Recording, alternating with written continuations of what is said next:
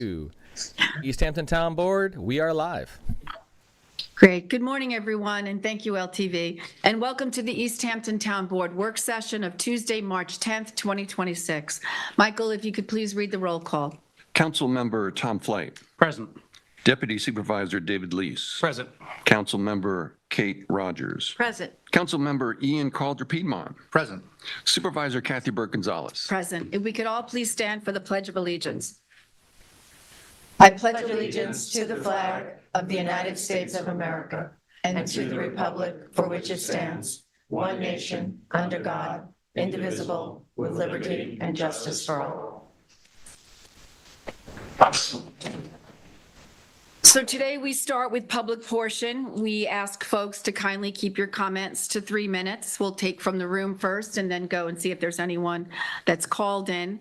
Then we have 4 topics for today. Tick-borne diseases, it's a presentation from the East Hampton Tick Action Committee, followed by the Springs Library Parking Lot Capital Project. Councilmember Ian Calder-Piedmont and Matt Jedliger, our town engineer, will be presenting. That'll be followed by code amendments to Chapter 240-35, permits for rental cars, and that's with Assistant Town Attorney Alex Vecchio, and then code amendments to Chapter 135 filming, and that's our Town Attorney Jake Turner. That'll be followed by liaison reports and then resolutions. So first we're going to start with public portion. Michael, has anyone signed up to speak? Is there anyone in the room that would like to address the board during public portion? Larry? They're blocking. By go over there. Yes.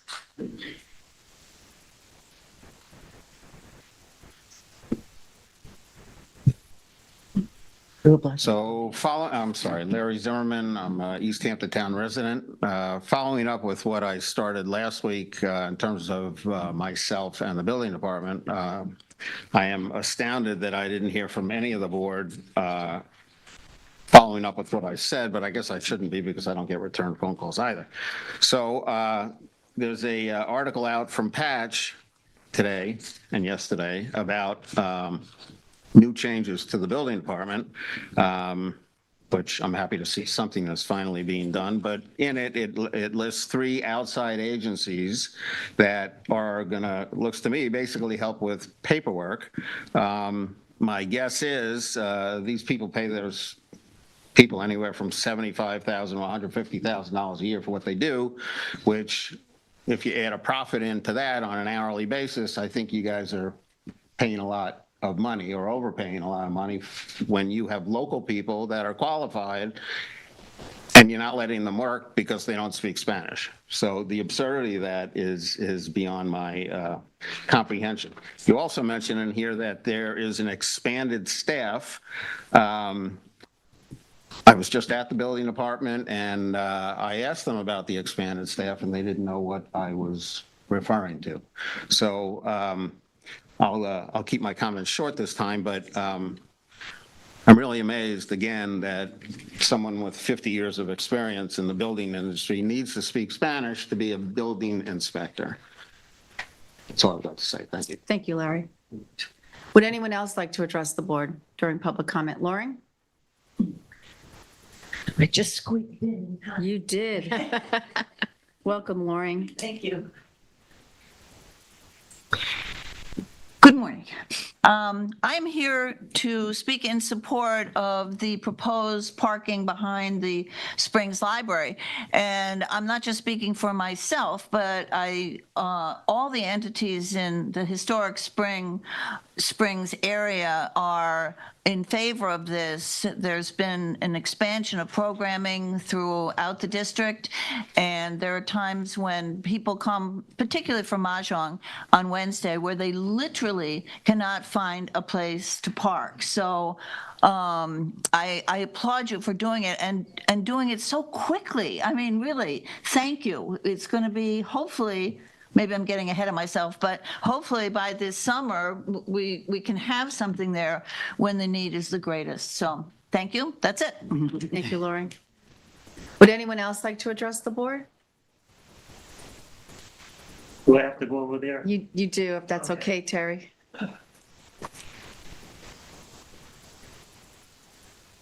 Welcome. Well, Terry, you said, I got it. I got it. I'm a slow walker. That's okay, too. Take your time.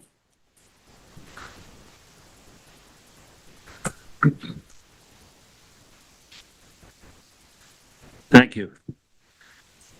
My name's Terry O'Riordan, and I'm the president of the East Hampton Sportsmen's Alliance, and I'm here to speak on behalf of the Tick Control and Advisory Committee, and it's out of control, and there's not much that we can do except stick to what we're going to try to do, and that's very important. It doesn't take much, and a lot of it should be translated into Spanish and circulated amongst the clergy in particular, so that this word can get out to the Latinos and Hispanics, not just us. And I think that's all I'm going to say today. Thanks, Thank you, Terry. Terry. Would anyone else? Nancy? Welcome, Nancy.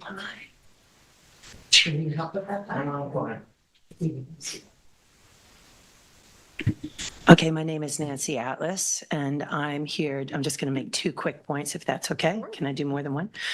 In regards, I'm here also for the tick-borne diseases. Thank you, Tom, for including me. I would say that in addition, backing up what Terry had said, there has been a real concern amongst the mothers of Montauk. 4 of my closest friends, 2 of them have been taken to the hospital in an ambulance for alpha-gal. And these are hardy, salty Montauk women who are incredibly smart and sassy.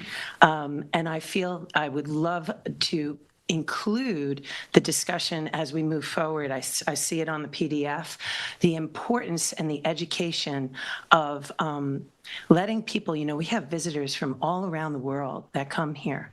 And it breaks my heart as somebody that also nearly died from Lyme disease. I had late stage Lyme meningitis 3 years ago, and that they thought was multiple sclerosis. And it breaks my heart to think of somebody that comes to our beautiful hamlet and is out back in that world suffering because they don't know. So, I think there's beach grass. I would personally like to ask for more signage. That's my request. Secondly, I would also like to represent over 120 local musicians that boycott the Montauk Music Festival.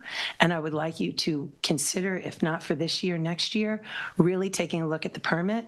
You have a massive majority of musicians that don't participate. And while I think it's great for the town, and I understand all aspects of it, I think that it is time that your musicians are represented and paid a small fee. We're talking about $100. I think they make more than enough with their sponsorship. So thank you for your time. Thanks. Thank you, Nancy. Would anyone else like to address the board? My name is Dick Monahan. I'm a resident of Montauk, and I'm a recipient of the Lyme disease. I'm one of the lucky ones now. But I just want to tell you that my experience with Lyme, I got very weak. I went to the doctor. They did not move for a Lyme's test. Finally, one day I woke up. I couldn't even twist the doorknob to open the door. And I was just totally disgusted with the way it was handled with the doctors. And I went to the hospital, and they determined that I had chronic Lyme. Chronic Lyme is where it lays in you, and it's, remote, and every once in a while it pops up, and that's what happened. I was one of the fortunate ones because within about a year after that, my appendix leaked, and I had to go back into the hospital. They couldn't stabilize the appendix, so I had to wait about a month and a half, 2 months before the appendix was taken out. But I had a high-potency drug, antibiotic. It knocked out anything that leaked from the appendix, but it took the chronic Lyme out of me. And that's a dividend for me. And I got involved with the TIC committee here with Tom, and he's doing a fantastic job trying to elevate the problem that we have here, not only in Montauk, it's all other places too, but it's very pronounced here in Montauk. So I just wanted to share that. Thank you. Thank you, Dick. Would anyone else like to address the board? Jason, is there anyone on the line? We have no callers on the line. Okay, so we actually have a presentation that we want to make this morning that's not on today's agenda. And if we could cue that up, Chelsea. This year is going to be the 50th annual Montauk Turkey Trot Run for Fun. And that was started, as many folks in this room know, by John Keeshan. And today we'd like to honor John. So we get the presentation up.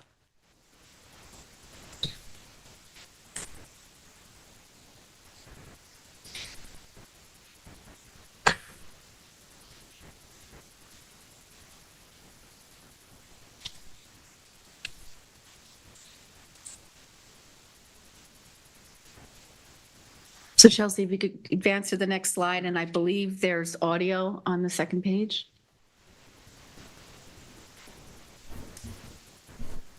Jason, how do we make sure the audio comes through? Did when you hit screen share, did you enable on the bottom of it share audio?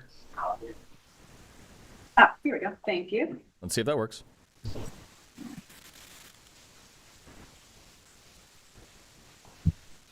I consider being a resident of Montauk a privilege and a blessing.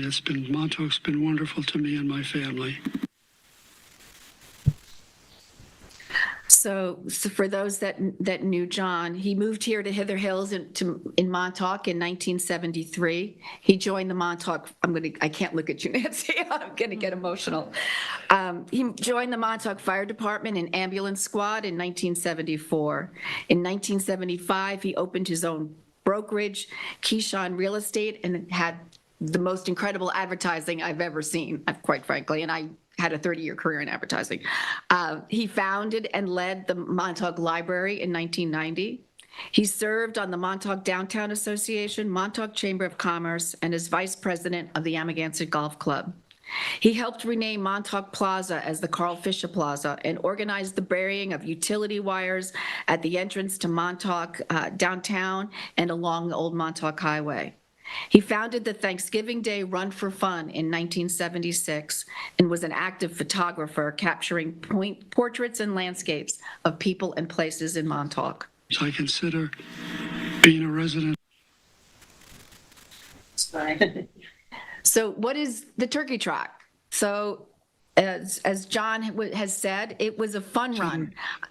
Oops, there you go. It's not working as a presentation, sorry. Okay. It's a fun run. I mean, there are kids that are professionals that take it very seriously, that are trying to set the record, but you can bring your bicycle, your grandchild, your dog.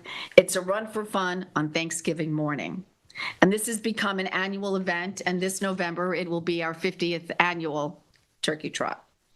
And the proceeds from the 3 mile and 6 mile run support our local food pantries and Meals on Wheels.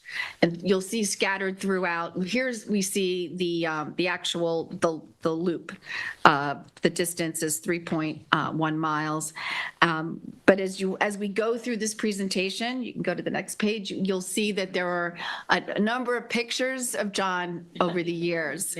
So here he is with Lisa Nessel Hall, Nancy, his daughter, and Lisa's grandmother, Daisy Jacobs, in the background. 1987, John Keeshan presented a turkey to 9-year-old Sue Ann Ryan, who placed second in her division. Gosh. I don't think we give turkeys away anymore. Yeah. And then throughout the years, there was an interview that he did with Amy Lusty. Do you want to play that, Chelsea? See if that'll play. When I first came here, besides being involved in these various organizations, I decided you have to give something back and leave it a little better than you found it. So the first thing I did, I used to do a lot of running. I ran the New York Marathon. So when I came out here at Staten Island, we used to have a turkey trot, a run for fun on Thanksgiving. So I brought it out here. I said I had about 8 guys because I used to come down to the plaza on Thanksgiving morning and run 5 miles out to the ranch and back. And little by little, I got 8 people, 8 other guys that wanted to run, that liked running, to join me. So, and then over the years, it grew and grew, and after a while, they ended with a couple of hundred people. We have photos from 2012, the next slide, My first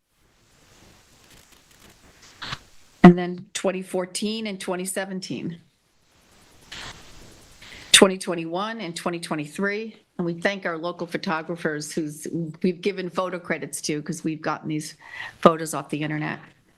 2024, 2025, what was the number in 2025? It was 11, record at 1,100, including one council member. Dressed up in a turkey. Yeah. Dressed up as Chucky. Yeah. Ian missed the start time. Is that right, Ian? I was so quick.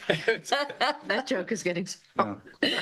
I am quick. And as you can see here, the next slide, proceeds were, donated. You can see Supervisor Peter Van Scoyoc presenting a check to Alice Houseneck for the Montauk Food Pantry. He's joined by John and John Rooney, our Superintendent of Recreation. On the next slide, we've got Supervisor Larry Cantwell presenting a town board resolution to John for the change of the naming of the Montauk Plaza to Carl Fisher Plaza. And then we've got photos over the years with where the you can see on the left, you see the electrical wires, Verizon wires across as you enter downtown Montauk.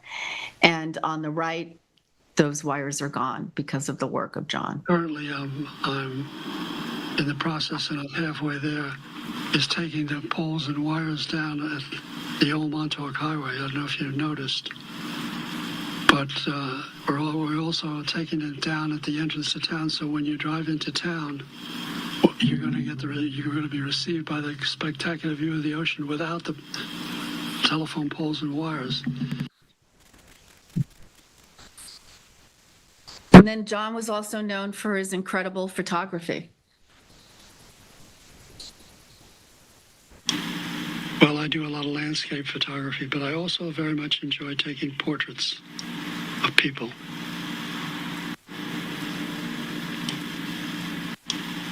Well,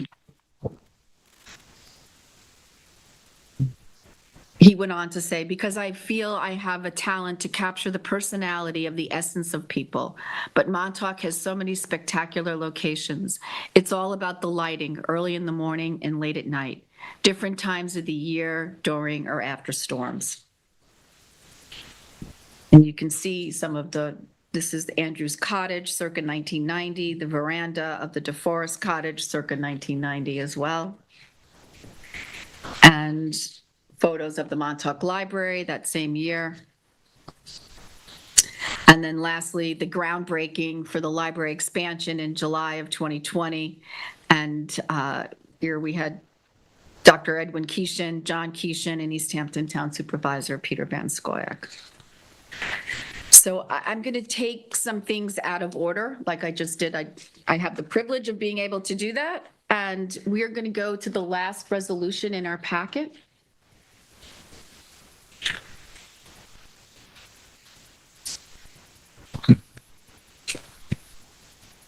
And I'm going to offer Resolution 2026-467. Rename the Montauk Turkey Trot as the John Keeshan Memorial Montauk Turkey Trot. Whereas John Keeshan was deeply involved in the Montauk community beginning in 1973, serving with the Montauk Fire Department and Ambulance Squad, operating Keeshan Real Estate, and contributing his time and leadership to organizations including the Montauk Downtown Association and the Montauk Chamber of Commerce. And whereas John Keeshan helped shape the character of Montauk through his many contributions, including naming Carl Fisher Plaza, supporting the burial of utility wires entering Montauk, helping establish the Montauk Library, and founding the annual Montauk Turkey Trot Run for Fun. And whereas the Thanksgiving Day Montauk Turkey Trot Run for Fun has become a cherished community tradition, bringing residents and visitors together each year in the spirit of health, friendship, and community. And whereas on Thursday, November 26, 2026, we will mark the 50th anniversary of the race, and the town of East Hampton wishes to recognize John Keeshan's lasting impact on the Montauk community and honor his memory. Now therefore be it resolved that the East Hampton Town Board hereby renames the annual Montauk Turkey Trot as the John Keeshan Memorial Montauk Turkey Trot, effective March 10th, 2026. Second. All in favor? Aye.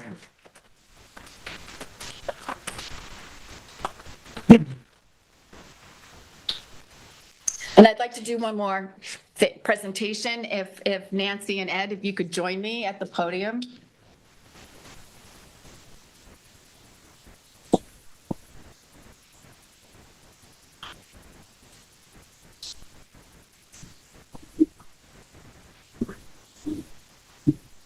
This is on behalf of the residents of the town of East Hampton. We want to give you a certificate of recognition awarded in the memory of John Keeshan, in honor of his lifelong dedication to the Montauk community and his founding of the Montauk Turkey Trot Run for Fun. In recognition of his lasting legacy, the East Hampton Town Board proudly renames this annual tradition the John Keeshan Memorial Montauk Turkey Trot, so that his spirit of community, generosity, and love for Montauk will continue to inspire generations to come. Thank you.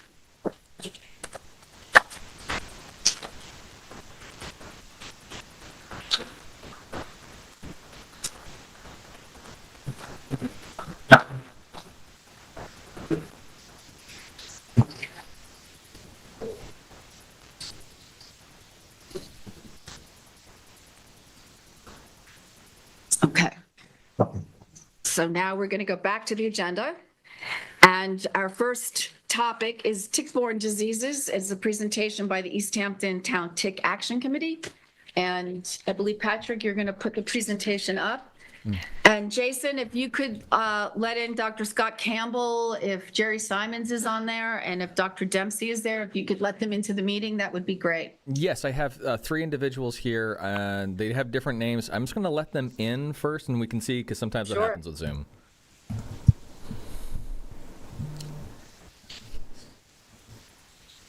Thank you, Patrick.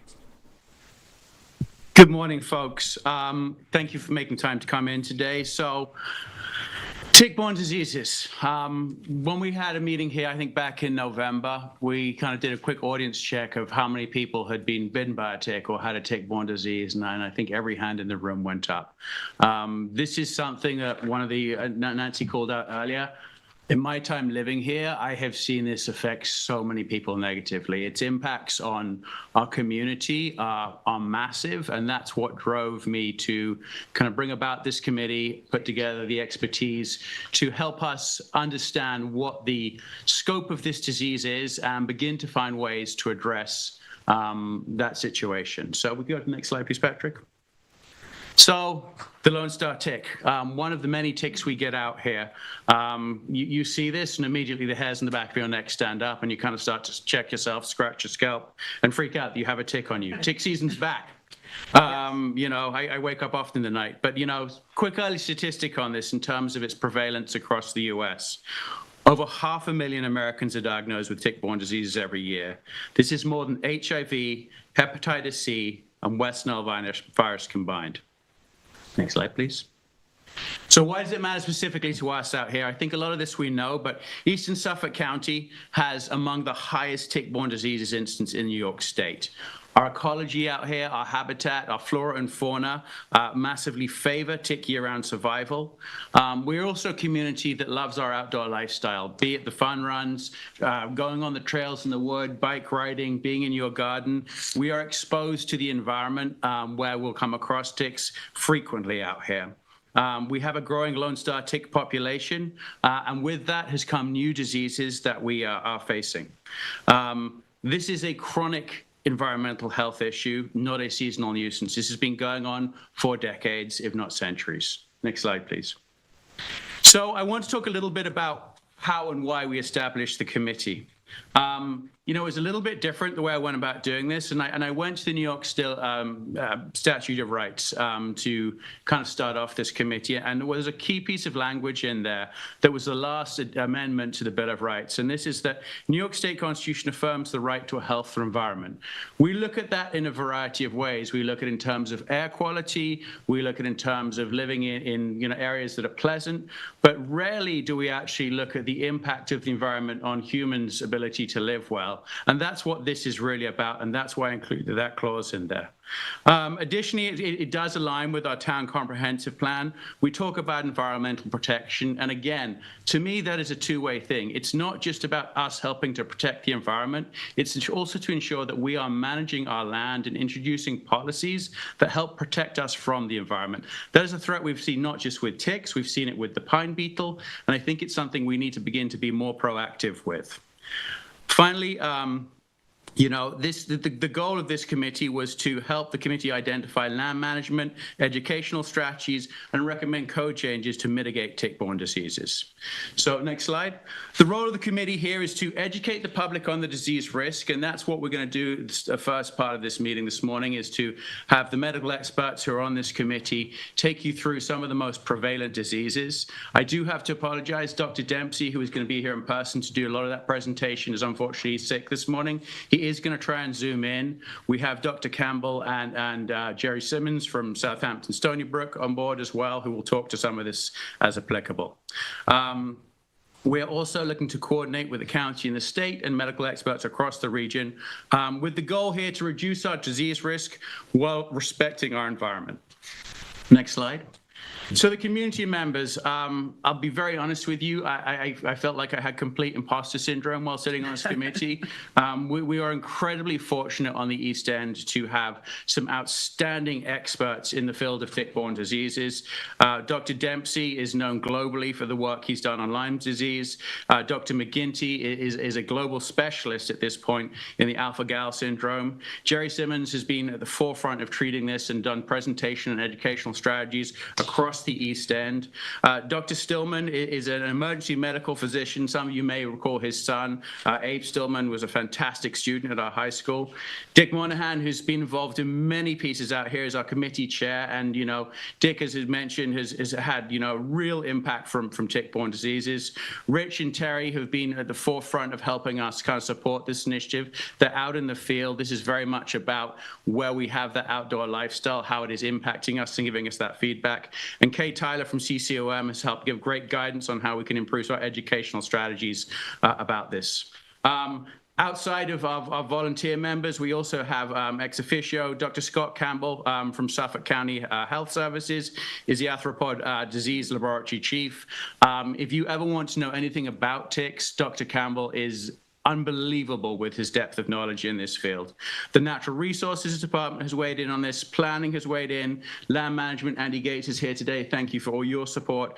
And the New York State DEC has also been involved, helping us guide what we can and cannot do in terms of interventions. With that, I'm not sure who we have on the Zoom at this point. Dr. Campbell, I believe you're on. Can we just identify which of the other committee members are on the Zoom call at this point?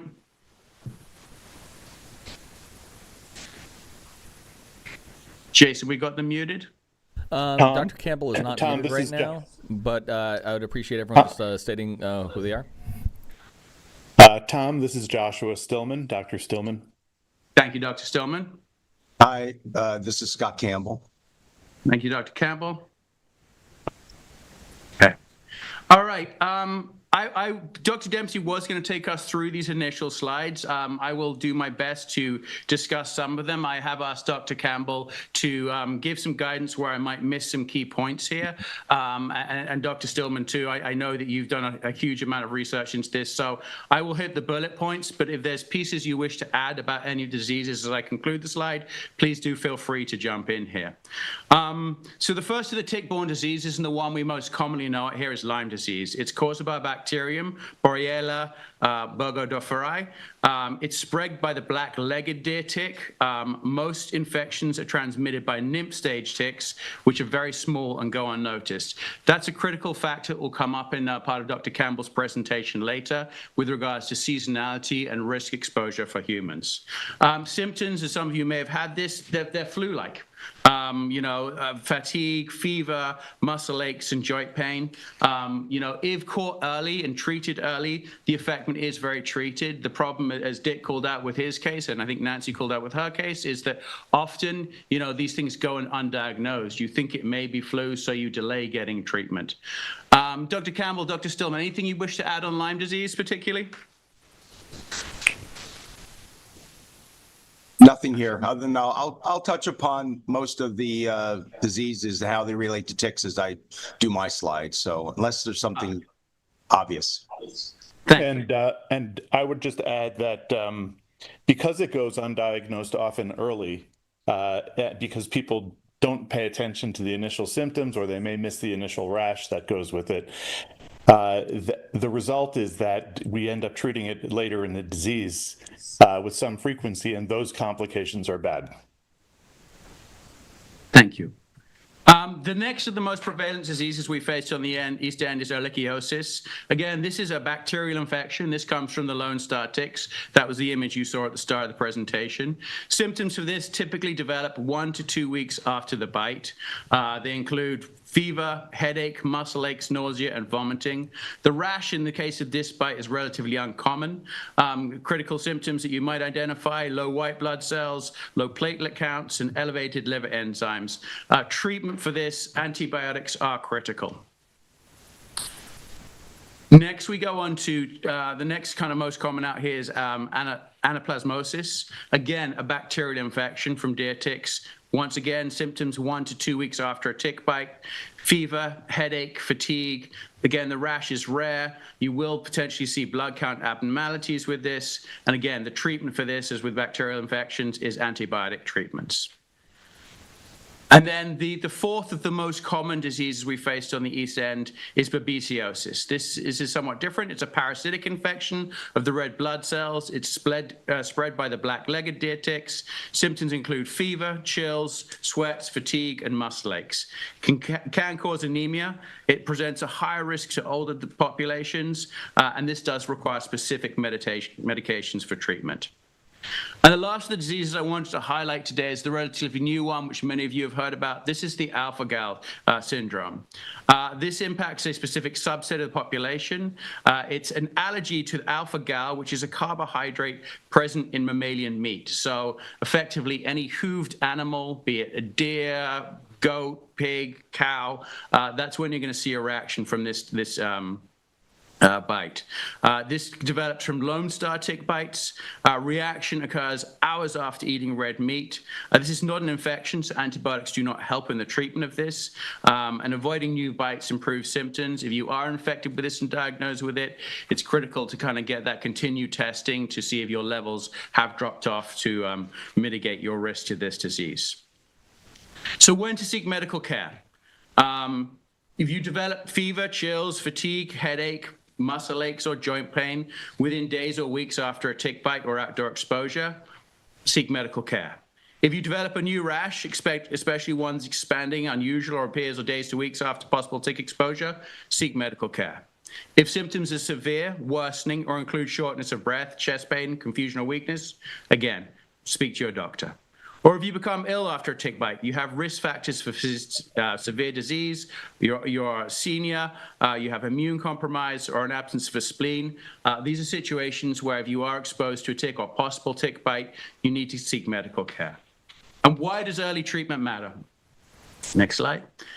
As Dr. Campbell and Dr. Stillman mentioned earlier, delayed treatment in these instances can severely complicate your health situation, can have mitigating impacts on the heart, joints, and nervous system. Ideally, if you are bitten by a tick or if you go outside, you need to have that tick off you within 24 hours to reduce your risk of Lyme disease transmission. And when you go to the doctor, just as part of your annual checkup, talk to them about recent tick bites or outdoor exposure. Early medical evaluation is important because timely diagnosis and treatment prevent these diseases becoming more serious. And with that, I'm going to pass over to Dr. Campbell, who will take us into a bit more detail about the specifics of tick life cycles and how to prevent disease mitigation. Thank you. Hi, everyone. Thanks for having me. All ticks have the same stages, egg, larva, nymph, and a male and female adult. Eggs are laid for, this is the black-legged tick or deer tick life cycle. Eggs are laid by the female in spring. The eggs will mature and hatch in the summer. Those larvae will generally feed on small mammals like mice or birds. They'll also feed on deer and things like that, but they're down low in the leaf litter, so they're really, it's a contact, it's the contact of these small larvae in the leaf litter as the birds and the mice run through the leaf litter. So they end up feeding on the hosts that are close to the ground. Larvae have 6 legs, and that's how you can tell a larva from the other stages. It's the white-footed mouse that has the pathogens that it picks up, like the germ that causes Lyme disease. That bacterium is in the body of the mouse. It doesn't affect the mouse. The mouse lives quite happily with it through its entire life. But every tick that feeds on an infected mouse will pick up that pathogen, and then it will pass it on to another mouse or a human or anything else that it bites. That larva, after taking a blood meal, it will molt and emerge the following year as a 8-legged nymph. And so, again, if that larva feeds on an infected mouse, that nymph is infected. And you can see that that darkened area showing the risk of Lyme disease is greatest in the summer. And it's because those nymphs are so small, they're often missed. Even though the adults actually have the nymphs feed again, the adult infection rate is approximately twice the nymphal infection rate. But because the adults are larger, the females are the ones that transmit the pathogen that causes the tick-borne diseases. They're often found because they are larger and they're attached longer. So it's that less infected nymph that's smaller that increases the risk. So that's why we see most of the tick-borne illnesses in the spring and summer months. That nymph, if it feeds on a small mammal, or you can see it also will feed on larger mammals and humans. If it feeds and is able to go back into the environment and molt, then it emerges that following fall. That fall, as in either a female or a male. Those are very dependent on deer. They primarily will attach and feed on deer. Males typically don't feed. They don't have the ability to engorge on blood, but they kind of sip fluid, so they stay hydrated. Females will take a blood meal. They will drop off, and then they overwinter, and the following spring they will lay their eggs. And so that's a 2-year life cycle, and the process continues. Black-legged ticks lay about 2,000 eggs. The female will lay about 2,000 eggs. And Lone Star ticks, which also are very dependent on deer, they lay about 6,000 eggs. So only one female can really put a lot of larvae into the environment just by feeding that once. And then after the female lays the eggs, the female dies, and the eggs hatch, and larvae, nymphs, and adults, and the cycle continues. Next slide. So the 3 most important ticks for a medical perspective are the American dog tick, the Lone Star tick, and the black-legged tick. So this figure shows the activity. American dog ticks, only the adult will bite humans, and that's why we only have it here. Larvae and nymphs strictly bite only rodents, so they will never bite a human. So they come out in the spring, and they'll be around through the spring and summer until they either die or they find a host. Lone Star ticks, in the spring, the adults emerge first, and with the nymphs coming quickly behind. So in the spring to early summer, we have adult and nympho Lone Star ticks present. Those adults, when they take a blood meal, they'll lay eggs and out will come, or they'll lay eggs and the larval Lone Star ticks will come out. They're called chiggers. Erroneously, chiggers are actually true chiggers or mites that are found down south.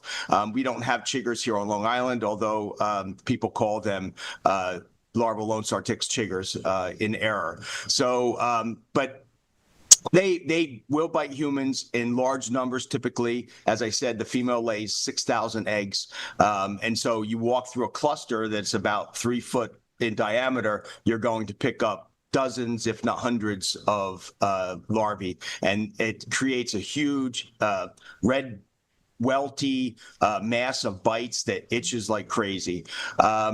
Black-legged ticks are present all year long.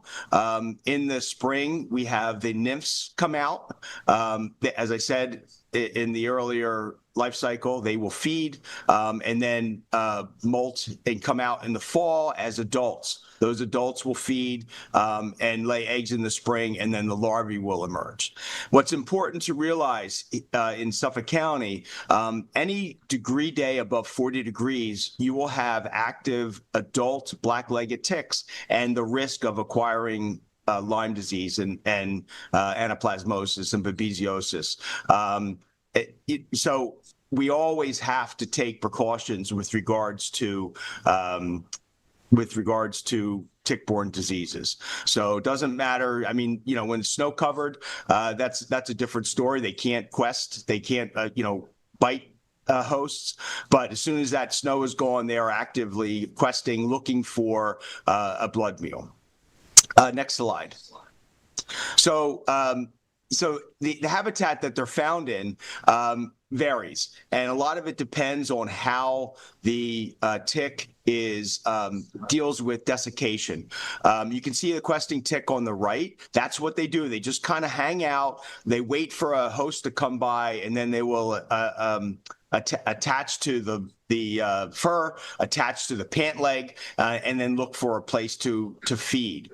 The black-legged tick, they're more susceptible to desiccation, so they like the damp woodlands of the leaf litter and the shade produced by the trees. So they also then are close to deer and mice, and that's what they feed on primarily. American dog ticks are less susceptible to desiccation. It can be found in warmer, drier fields. Lone Star ticks are also not susceptible to desiccation as much as the black-legged tick, and they can be found anywhere the deer are, which is everywhere. So they will be found in wooded areas. They will be found in drier fields, ecotones, and disturbed areas, like we know that deer like to be at. And also, importantly, these ticks can be found in paradomestic areas, which are around our homes and especially in lawns. If you look down in the bottom right, you can see the tick mouth part. That's called a hypostome. It's basically a barbed mouth part that is what goes into the skin, and those barbs hold the tick there as it feeds. The smaller ticks, the larvae and the nymphs, feed for 2 to 3 days, whereas the adult feeds for 7. As it's feeding, the saliva goes from the tick into the bite, and as that saliva goes in, it brings the germs or the pathogens with it that the tick might have. And depending on the pathogen, you have a window, and it can range from 15 minutes, which is the window for Powassan virus, which is very short, to 36 hours or so for the bacterium that causes Lyme disease. So that time allows us time to take that tick off. So it's very, very important to do frequent tick checks, especially when you're outdoors, to get those ticks off as soon as possible to reduce your risk of any transfer of pathogens while it's attached and feeding. Next slide. So what can we do? I gave you the different areas, the landscapes that these ticks live in. So moisture has a lot to do with it. So if we remove leaf litter and underbrush, both hold moisture to the ground. And if the drier the ground is, the less ability the tick is to survive. So, we don't have to make, our lawn the Sahara, but the drier it is, the increased risk of the ticks not surviving. So we have to think of those things. So if we remove leaf litter, any kind of vegetation that is not wanted, remove. Lawn maintenance, you want to keep the grass low, and water as infrequently as possible. Again, you don't want to kill your grass, but you don't want to have it very plush and moist so the ticks can survive. With regards to barriers, we can create physical barriers like a fence or a walkway, right? You're walking on paved pavement as opposed to walking in leaf litter or grass. Chemicals can be used to create like a repellent barrier or to kill anything in that area. So some of the landscape management suggests making a 3-foot barrier from the edge of your property next to the woods. So any ticks that are in the woods, as they crawl into your yard, they won't survive that movement. The also thing is you want to minimize host habitat. You don't want to bring deer into your yard. You don't want to have areas where rodents can live. So you want deer-resistant plants. You don't want them coming in and feeding on your arborvitae. If you see that, you know that they're coming in and they're potentially dropping ticks off. Piles of wood, debris is all going to be rodent habitat. And clearly you don't want to feed wildlife. That's obviously bringing them into your property. So you want to do things like habitat modifications to reduce the likelihood of hosts coming in, and therefore you're going to reduce host abundance. Next slide. So there are some ways of actually targeting hosts. Most people know about the 4-poster program. Deer come into these units to feed on corn. As they put their head into those rollers, there's a pesticide that goes onto the deer that kills the ticks that are on the deer, and they move it around by grooming each other. So that's one way to target the ticks on deer. Tick tubes are permethrin coated cotton balls. Rodents pick these cotton balls up and will take them back to the burrows and they'll sleep in them. The tick control system is kind of like a 4-poster program for rodents. They go in to feed and there's pesticide wicked on them as they go in, and it kills the pesticides that way. The 4-poster program obviously targets deer, and deer are important for the adult stages of the black-legged tick and all stages of the Lone Star tick. So programs that have used 4-posters in their tick management strategies see a reduction in both of those tick species, and we'll talk about that in a second. Tick tubes and the tick control system targets rodents, and that is primarily a target for the black-legged tick, which is important because the #1 tick-borne illness is Lyme disease. So if you can target the black-legged tick, which transmits Lyme disease, by using tick tubes or the tick control system, you're going to hopefully have an impact from that angle. But it does not do anything for the Lone Star ticks because they are feeding primarily on the deer. Next slide. So this is kind of a summary of some of the important studies that have happened that kind of suggest that deer are important in the life cycles of the ticks, both black-legged and Lone Star ticks. So if you look at, CDC basically gives out a general mention that white-tailed deer are important in the life cycle of black-legged ticks, but they're also important in the life cycle of Lone Star ticks. So what happens if you do something with the deer? Either treat them with a chemical, like for the 4-poster, or if you reduce the number of deer. So a Mumford Coates study found, again, a big reduction in tick and risks of tick-borne illnesses by reducing the number of deer in that location in Connecticut. And you can see the numbers. I mean, it's significant. There was a huge USDA Northeast area-wide tick control project where they had 7 locations in the Northeast where they used a 4-poster, and they too found a huge reduction in the number of ticks and the risk of Lyme disease by reducing the number of ticks and the infection rate. So, both those were effective at reducing the risk of various diseases. Also, in the Gibson Island in Maryland, they too saw a reduction in the black-legged and Lone Star ticks by just using the 4-poster, but they didn't look at the infection rates or the number of cases, which was the only real study out there that looks at the number of Lyme disease cases with regards to reduction of deer is the Mumford Cove. That's kind of like the only one. So, but clearly deer are important in the whole life cycle.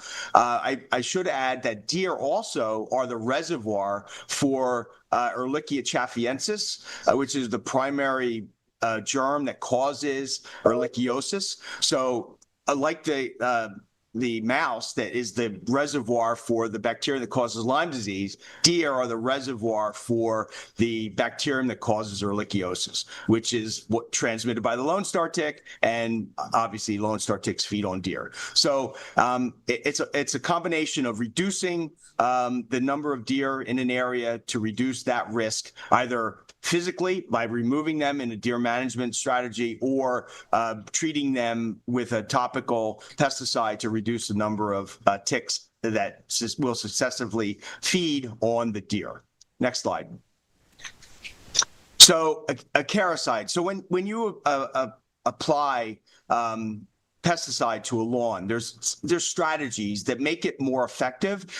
You don't want to just spray, and try to, just overwhelm them. You want to do it targeted because you don't want any negative impacts of any kind of applications.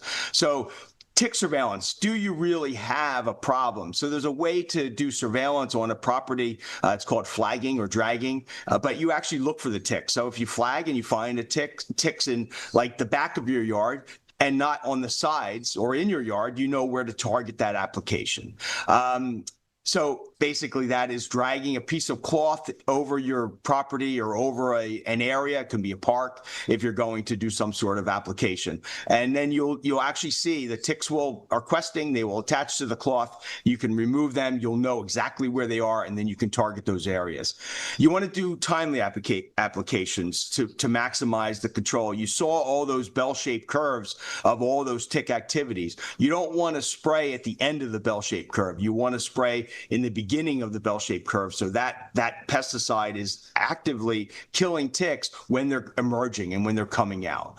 Area-wide treatment may not be necessary. You don't have to spray an entire yard unless needed, and tick surveillance typically will tell you that. But you can create a targeted barrier treatment, as I mentioned before, and maybe that's enough to prevent the ticks from coming from the side woods or anything where the ticks may be coming from, rather than spraying an area-wide treatment. Usually we prefer pesticides that have low toxicity to humans and pets. One of the classes is pyrethroids.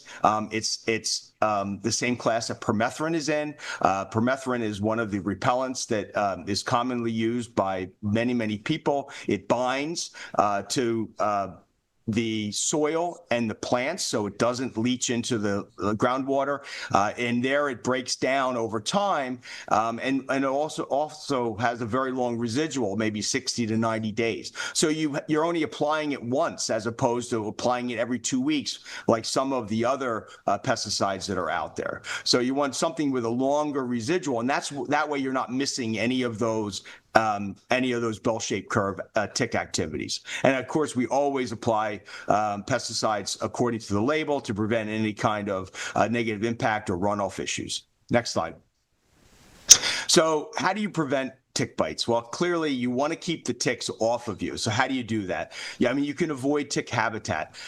We've got a wonderful county, a lot to do in it. And so, you know, those that enjoy the outdoors, it's very hard to just avoid tick habitat. So there's different strategies you can use to reduce your risk of being bitten. So obviously you don't directly sit on the ground. You want to stay off of that tick habitat. So but also by walking in the center of footpaths, you know, the edges of the footpath typically are riskier than the center. Most center of paths are dry and, you know, beaten down by traffic. So that's going to be a drier environment. So ticks aren't going to be there. But if you stray off that path and you go into the leaf litter or into the brush, you're going to increase your risk of being bitten. You want to use a physical barrier. Which is clothing, right? So, and you want, the ticks are coming from the ground or the brush, you know, below the knees. Typically, they don't drop from trees, they don't fly. So if you tuck your pants into your socks, that's going to prevent them from getting up under your pants. If you tuck your shirt into your pants, they won't be able to get up underneath your shirt. So if you tuck all these pieces of clothing in, they're not going to be able to get in. They're going to be in the outside of your clothing, and hopefully you'll be able to see them during frequent tick checks while you're outdoors and remove them before they're able to get into areas and start to feed. Hats, you know, you'll see that in often a lot of the literature that's out there, and really it's not like they, as I said, they don't drop from trees. They are but they can, people with long hair, you know, if it's down on your back, if a tick crawls up your back and you don't see it, it can get into your hair. So typically we advise people with long hair, just put it up in a bun or put it up under a hat to keep it off of your neck. That way, if you feel a tick, hopefully crawling on the back of your neck, you'll be able to remove it before it gets into your hairline. You want to check frequently for ticks. As I've already mentioned, when you're outdoors, check every 15, 20 minutes. You want to get the ticks while they're still crawling on you as opposed to trying to attach. When you have a day in tick territory, that night, check yourself well for tick checks. Oftentimes, the ticks will be on areas that you can't really see when you're looking at a mirror in the front. So make sure you check the back of your arms, the back of your legs, your back. And, you know, you may need two mirrors, you know, one, you know, using the angles of the mirrors just so you can check the back. If you have somebody that can help you do a tick check, even better. But you want to check it at night. What I also like to suggest is doing a tick check the following morning, because if you miss a tick, they will start to attach overnight, and that little tick now is bigger from the standpoint that the redness around the attachment site will kind of draw your eye to it. So that makes it that much easier to see the following morning. So basically you want to do a tick check when you brush your teeth at night and when you brush your teeth in the morning. You want to kind of get in the habit of just doing tick checks morning and night, because you can see the risk in Suffolk County is year long. You can consider using a tick repellent. I've already mentioned permethrin. The repellent should be EPA registered. The EPA registration is backed by science, and that science tells you how long it lasts, what the reapplication is. If it's not an EPA approved pesticide, you know, that science just isn't there, and you know, you don't know really how effective they are. DEET is another one, picaridin. Those are the primary ones that we see in the stores here. IR 3535 is just starting to be used, but if you go on CDC's website, there are about 6 or 7 of them that are listed, but those are the main ones. And again, I mentioned that they closed, that they don't like, they desiccate. And so if you are out, just take your clothes off and put them right in a dryer for 10 minutes. Don't wash them first. They can survive in a clothes washer, hot water, bleach, soap. It doesn't kill them. So you want to just take your clothes off, put them right in the dryer first, and once they're heated with that heat, or treated with that heat, they will be that clothing will be tick free. So now you can either hang it up and use it if it's you know, working clothes for gardening, or you can wash it. And so you want to treat it first. Next slide. I'll jump back in here. Okay. Thank you very much, Dr. Campbell. You're welcome. So in terms of the follow-up, as we've been running this committee, we've concurrently been meeting with the town's wildlife committee.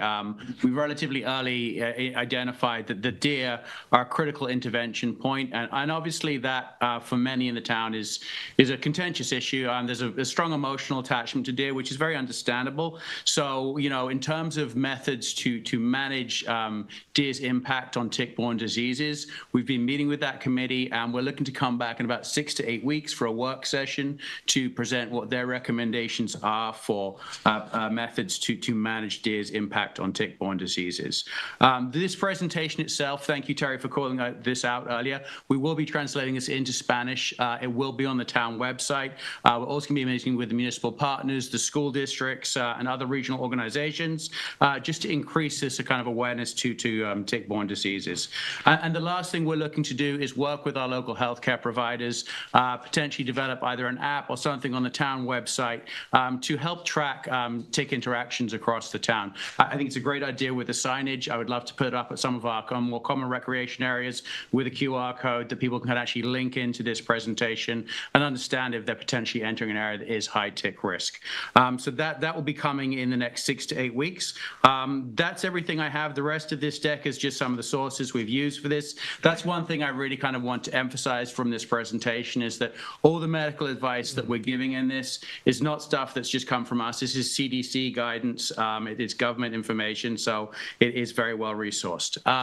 With that, if it's okay with you, Supervisor, I would, if my colleagues have any questions or any of the members of the public have any questions, feel free to ask. I have some questions. Sure. David, do you want to go first? No, well, thank you, Tom, for bringing this forward, and thank you to the committee. Dr. Campbell, your presentation was sort of enlightening. In so much ways, I have to do better. What I do for my kids and myself personally, and some of the ways that we treat it.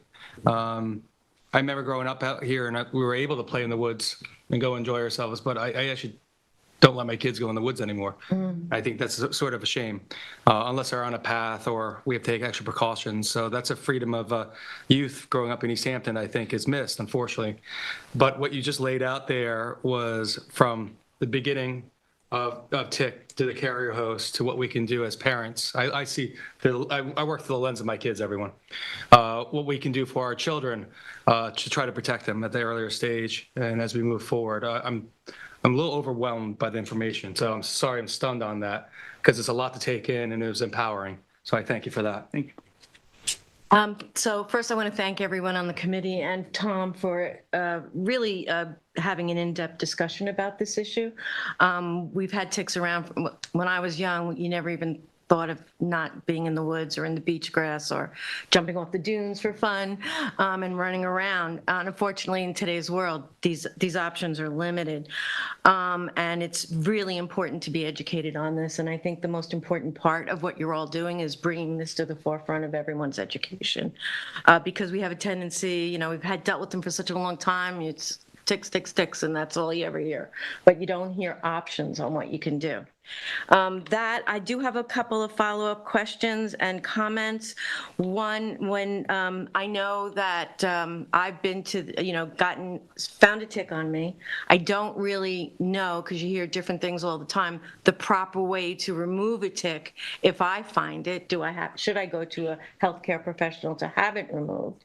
Also, what is timely treatment? Because it seems, I don't know if there's consensus, but I've been to not my regular doctor, and not in East Hampton, but I've gotten a tick on me, gotten a bullseye rash, gone to a walk-in and been told we're not treating it unless you have more symptoms. So just clarification on what timely treatment actually means. The protocols for timely treatment is important for me to know, because I get conflicting information on that. One of the issues with treating things with chemicals is that, unfortunately, the chemicals don't only affect ticks, and they affect bees and pollinators that we need as well. So I just want folks to have the full information on if they do choose, like I in the past have used peppermint oil sprayed through my property because it's not a chemical. However, it's an oil that lands on bees, that also kills the bees. So how do we I will, yeah, protect? just quickly to jump on that one. That is a major concern shared by the Wildlife Committee too. And in as much, I can give some kind of insight, they're leaning as that as a secondary option. And there is indication from the DEC that fewer and fewer municipalities are using the four-poster program as a result of that. Oh, I didn't know that impacted the four-poster. I was just thinking of property spraying. I do see people's properties getting sprayed weekly, so I'm really glad that you brought up that that's very ineffective, and it gives people, even worse from being ineffective, what it does is give people a false sense of security. Another thing that, a way that I get ticks is that I get them from my dogs. My dogs are long-haired golden retrievers. They're white, but still the ticks are nimble and get in there quick. Well, they're protected, and they actually have vaccinations against Lyme disease. I think we have to be careful when our pets come back in as well.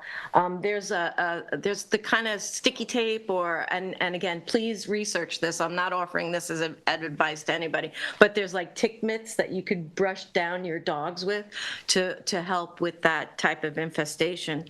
Unfortunately, again, the other situation is with leaf litter. There's very potential benefits and pollinators and other beneficial insects that are in the litter. So it's kind of a toss-up, because as we lose those, we lose, they support our life. And we've had a very big problem with the loss of our bees and pollinators and extinction of these beneficial species. So there's that balance for that as well, and just be thoughtful.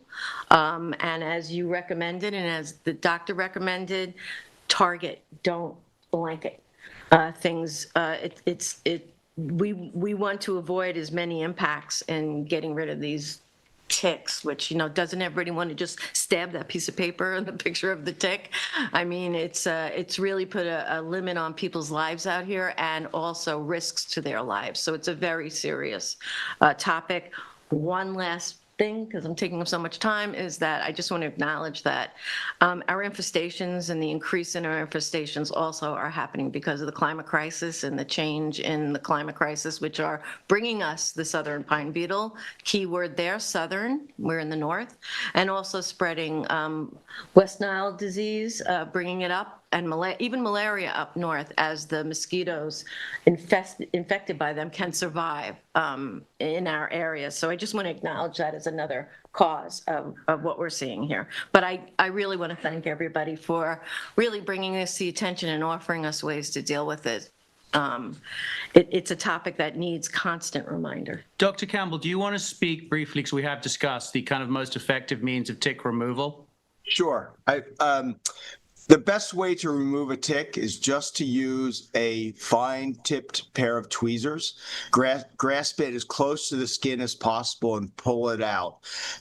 If you remember the figure that I had, that hypostome, that barbed implement, that's the only thing that goes into the skin. It doesn't burrow under the skin. So all you need to do is grasp it firmly and pull it straight out. They actually secrete a cement that makes them stick better. So sometimes it's tough to get that tick off, but if you grasp it close to the skin and pull straight up, that will release it. The hypostome may break off and stay in the skin, but it's not infectious. What happens is a lot of people will start digging out that hypostome, and they end up infecting the skin by doing that digging. So the best thing to do is just, if that hypostome is there, just put a little bit of a topical antibiotic on it, Neosporin, and cover it with a bandage. That will slough off in about 1 to 2 weeks. So rather than dig, just remove it that way. There are a couple of other things I note. Some of your questions, may I continue? Yes, please, please. Sure. So the one thing is, you talked about your dog and the vaccine. Unfortunately, dogs are also susceptible to anaplasmosis or lichiosis and babesiosis. So you want to do tick checks on your pets as well. As they come inside, you need to really check them, get any ticks off, because you don't want them bringing them into your home.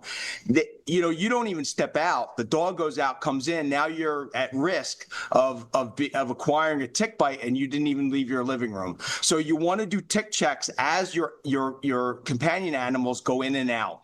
And as you mentioned, there is a vaccine, but it's not it's only one of many pathogens that these animals can acquire. So you need to do those tick checks.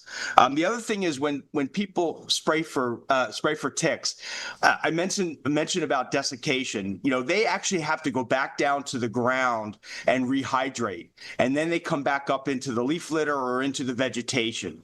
So if somebody is spraying their yard for ticks, they don't need to spray the flowers where the bees are going to pollinate. If they spray under the vegetation at the ground level, even if there are ticks in the vegetation, they will eventually have to go into the ground and go back to the ground to rehydrate. And as they do that, they will die. So you don't want to spray flowers or that vegetation, because you will impact pollinators, butterflies as well, which is not a good thing. So if you really target that application at the ground where the pollinators won't be, you won't have that impact.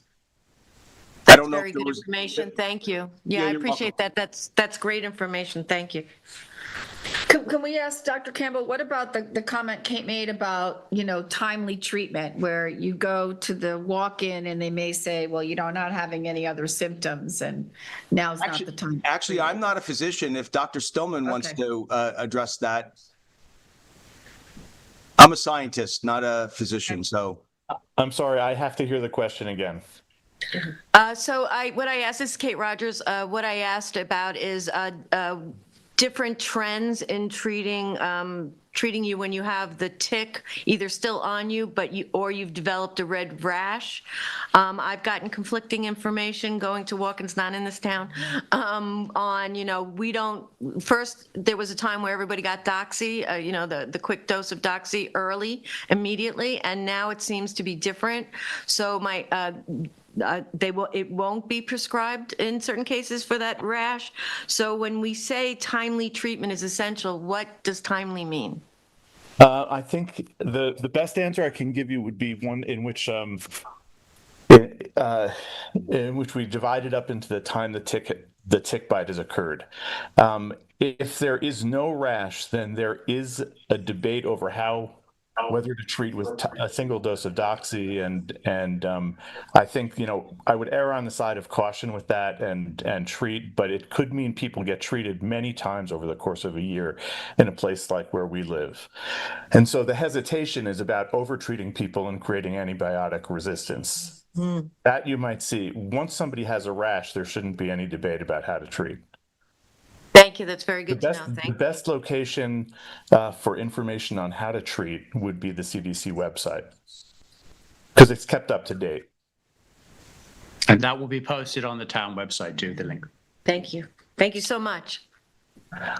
Yeah, I also actually wanted to just ask a question or say, from everything I've been able to read, the 4-poster system is a targeted way of delivering an acaricide, and from what I see, it has very little environmental impact to other insects. We always worry about bees and pollinators, but we also probably should worry about spiders and who Yes. Keep the mosquito population at bay. But I'm under the impression that the 4-poster system is pretty good in terms of preventing widespread application of an acaricide. Dr. Stillman, it does have some challenges. That's something we're going to review in the Wildlife Committee presentation, but I will keep the TIC Committee updated on that, the pros and the cons of the 4-poster. Yeah, thank you, Tom, and thanks to the committee. This was very, very enlightening. Obviously, we all know that ticks are a huge problem out here, but I certainly didn't know all of these details. With the snow finally melting, and yesterday was such a beautiful day, I took my dog for a walk in the woods for the first time, and he came back with 2 ticks. I'm cognizant of the fact that, hunters and, Kate brought up the idea of putting just pesticides out in the world. We don't want to do that. It is targeted, but I know there's some debate about whether it's a good idea or not. So I'm not necessarily endorsing it, but I will just say that I think that addressing the population, both of ticks and deer, seems to be effective and I think is at the core of our problem here. So thanks for a very enlightening, presentation, and look forward to what comes next. Hey, Tom, could I mention one more thing? Of course, yeah, absolutely. I just want to point out that our population of the human population itself is a really interesting population. And we have a lot of commuters who go back and forth to New York who can bring ticks with them there, but more importantly, they bring tick-borne diseases to New York and to other places where our tourists come from. So our issues don't just affect our local population, although obviously we are all most affected by it, but it affects a lot of our commuters. And I think that has an impact for detecting the diseases. They're not necessarily as aware of the diseases as we might be locally. Agree. Just sort of an interesting thing. I would assume that impacts reporting too, because our numbers are lower Yep. because they're not reporting them here. Yeah. I'm going to try to make this so quick. I know everybody. This has been amazing. Thank you so much for bringing it up. It is probably the most important thing out here in my lifetime. We won't even touch upon the fact that in the late stages of tick-borne diseases, you get suicidal as well. And I have personally lost a friend to Lyme disease from suicide. So I have so many things. I'm going to try to make it under 2 minutes. Ready? The first thing is, on behalf of Dr. McGinty, alpha-gal is an allergy. Okay, so you are to see an allergist, not a doctor for alpha-gal. Number 2, I think we're underestimating educating our children. While we're out looking out for them, there should absolutely, starting this year, be educational 30-minute thing on ticks and explaining to them what to look out for. I know more than enough kids that have had Bell palsy in Montauk, and their parents had no idea. Sadly, in my case, I won't reveal the doctor, but mine was diagnosed as menopause, and 5 other women that I know were diagnosed as menopause until they were in the hospital. So we have to really do better at making sure our doctors, that's an empirical approach to Lyme disease where you do all the testing. And as much as I completely understand the importance of what Dr. Stillman is saying in regards to you don't want to over-medicate, you also don't want to under-medicate, because as we stated before, when this thing gets into your body and wreaks havoc, you are looking at years of recovery as opposed to weeks. So, as someone that really, really took it, I know Dick said he was incredibly, I would like to suggest as the dreamer here, that we have an epicenter in either East Hampton or Montauk. If someone's looking for $1 million idea, we should have a Lyme doctor specialist or some kind of location that can get this information out. I don't know if it's at Third House, but man, I'm talking 3 years ago, I was in the woods. I was ready to go out to Colorado and have my blood transplanted because I couldn't get up in the morning. And luckily my journey, we had Stand Wellness out here, and I was able to combat it with both, I had to I'm a musician. I'm not really looking to spend $5,000 to $10,000 on having vitamins to supplement, but that's really what it took to get me back. So yeah, that's it. I would just say, really, let's not underestimate the education here. The ticks having 2,000 larvae, this is not going away anytime soon, even if we eradicate the deer. So really, I think the education is our end, a joint, waiters should know what alpha-gal is out here. Yeah, no, look, I want to clarify one thing. There's no plan to eradicate the deer. Yeah. But we have identified that the deer are a major host for the ticks and a way to make that intervention. What the Wildlife Committee is looking at is, look, what are the economic impacts there? What does a healthy deer population look like in this town? We see over 500 vehicle accidents with deer every year. People's local habitats destroyed. We love seeing the deer too. I love driving home at night and seeing deer on the street, but we have to find that right balance where we can manage this disease through managing the deer population and understand where the impacts are. Yeah, like I said, walk in the middle of the thing when you do a beautiful job here in Chattanooga. Maybe Big Reed, there's a little bit more in the Parks and Recreation, a united front where they're clearing in East Hampton, and it's not exclusive to Montauk. Yeah, the deer browse also impacts us economically and our physical health through the transmission of these diseases, but also impacts our environment by causing deforestation. When the understory is completely cleared out by the deer, we're seeing forests, only mature trees existing, and there's nothing to come up to replace anything as they age. Trees also have a lifespan. So when you have everything wiped out by the deer, it does impact the environment as well. Yeah. Yes, Jess. A quick thing. So as a sufferer of alcohol for many, many years, I believe in treated clothing. I've personally found it pretty effective. So that's one targeted way that you can minimize your risk a little bit. But in terms of the 4 posters, which have always intrigued me, and I know we talked about them for years, and I've kind of asked people randomly, how come we're not doing it? And what's the one? Someone has told me it's expense. I don't know. But I understand, I may be wrong, that deer are territorial. That is to say, a herd of deer doesn't go from Montauk Lighthouse to Amagansett. They stay in some sort of range. And in terms of neighborhoods, I live in a neighborhood where I will bet you we could get a whole bunch of neighbors together and install a 4-poster at our own expense. And we would at least treat the deer in that area, presumably. But I wonder if things like that are being considered, if we're going to consider allowing 4 posters. So 4 posters do come with some very stringent DEC guidance of, what the vicinity is to border bodies and the public as to where they can be used. There is also a significant cost associated with them. The amount of corn that the deer go through is incredible. And we'll do that presentation with the Wildlife Committee. So they're not unproblematic. They have certain issues. I agree. Treated clothing is like almost a must. Like if you're going out to garden or go on the trails, like wear long pants that's treated with permethrin, and that will last the 90 days. But yeah, we'll do a full presentation on the 4-poster program as part of the Wildlife Committee, what their concerns are with it, and bring that recommendation to the board as like, look, these are the actions we believe you should be taking to manage that aspect of the risk. This was a really, really valuable presentation. And I think what we can do is we can build on this. Maybe we could create short videos out of what was presented today. We have a second quarter newsletter going out that goes townwide, 20,000 households. We can do a piece, Patrick, on, pulling information from here to get that out with a QR code that can take you to this presentation or take you to the LTV presentation.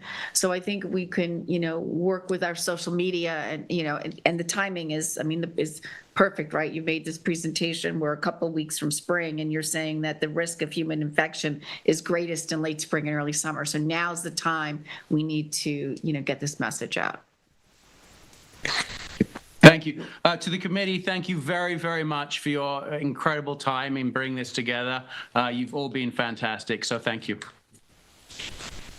Thanks, everyone. All right, so we're going to move on to our next presentation, and that's the Springs Library Parking Lot Capital Project. And I know, Ian, I don't know if you want to introduce it. I know we've got Matt Jedlicka from McLean here, who's the town engineer.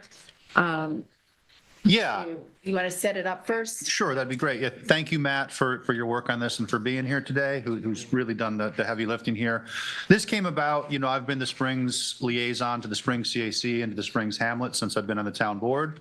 And very early, parking and safety in general has been a conversation, both speeding, pedestrian safety, and parking. There's a lot of events, I think Springs has really been an active hamlet in a good way. The heart of Springs, the Springs Fest that's happened the last couple of years has been great. There's a farmer's market that takes place at Ashwag Hall.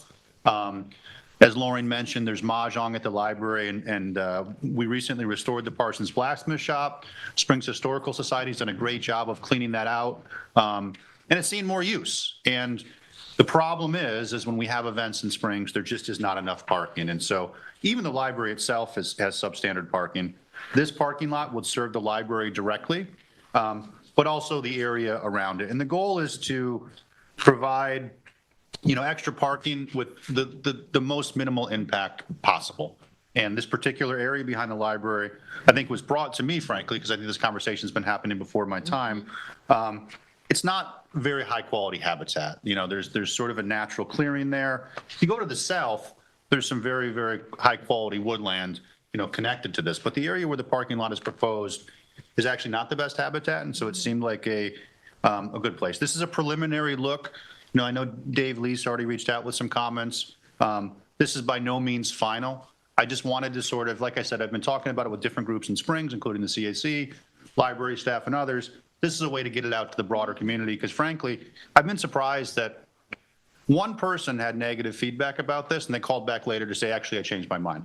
So I'm sure that there are going to be some people out there who don't love this plan or the idea, but this is the forum to get it out there. And so with that, I'll let Matt go through the details. Great, thank you. Thank you, Ian. Good afternoon, board. Can you, Patrick? I don't know if we can pull up the plan. So Ian, you really kind of went through everything that we thought of as we put the plan together. But the general idea was to try to maximize the amount of parking that was available, but try to minimize the environmental impact. We'd like to do a pervious type pavement, just to try to allow infiltration of water, storm water. So it's not a hard paved surface. There is ADA parking that is a impervious surface, concrete. But David, I think you had a comment about brick. So there's a connection to the brick walkways that are at the library. So our initial, this is just lines on paper right now. So any of this stuff can change, but initially the thought was the hardened surface for the ADA parking, a connection to the Springs Library brick path. Again, we can change that. Holding everything back off of the wetland buffer, some screen plantings at Springs Fireplace Road to try to screen it. But again, just lines on paper. If we want to shift stuff a little bit, we can. It offers 35 parking spaces, which I know would be well needed during certain times of the year and certain events that are, hosted at Ashwell Hall or, different areas in Springs.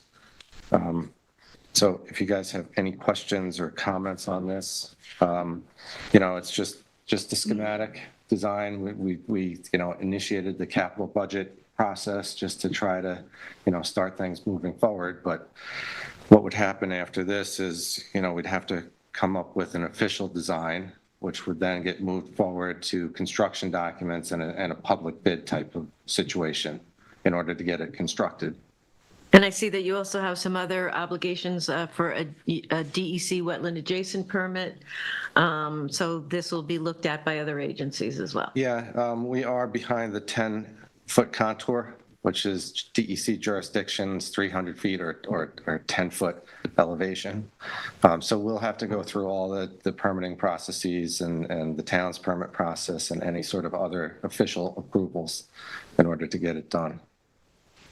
Yeah, I'll just say as a former liaison to the Springs CAC, also a resident of Springs. Bless you. Thank you. Also a resident of Springs who loves to go to every event at the Heart of Springs. It really brings the community together.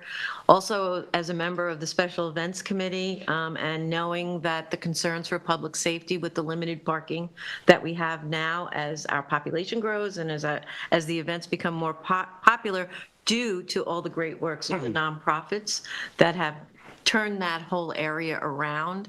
The library saw significant improvements and the library is flourishing. As you mentioned, the Parsons Blacksmith Shop now is open and there's live demonstrations of blacksmithing, which is a big part of our history there. As this grows, I think that this is a wonderful, needed and appropriately located place for additional parking for folks to enjoy that area.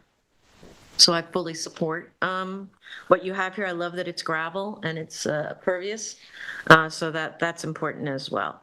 And I support it.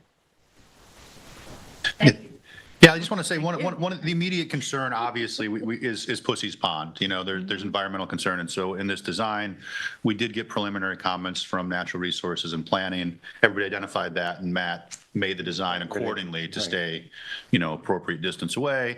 Beyond that, we want to be extra careful with the, permeable surface just to minimize runoff and heavy rain events.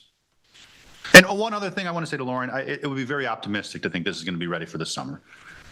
Just to, I don't think you got that from me, but we did put it all on the capital plan for this year, though, because we don't want to miss another season after this. So the idea is to try to complete it by next season. Yep.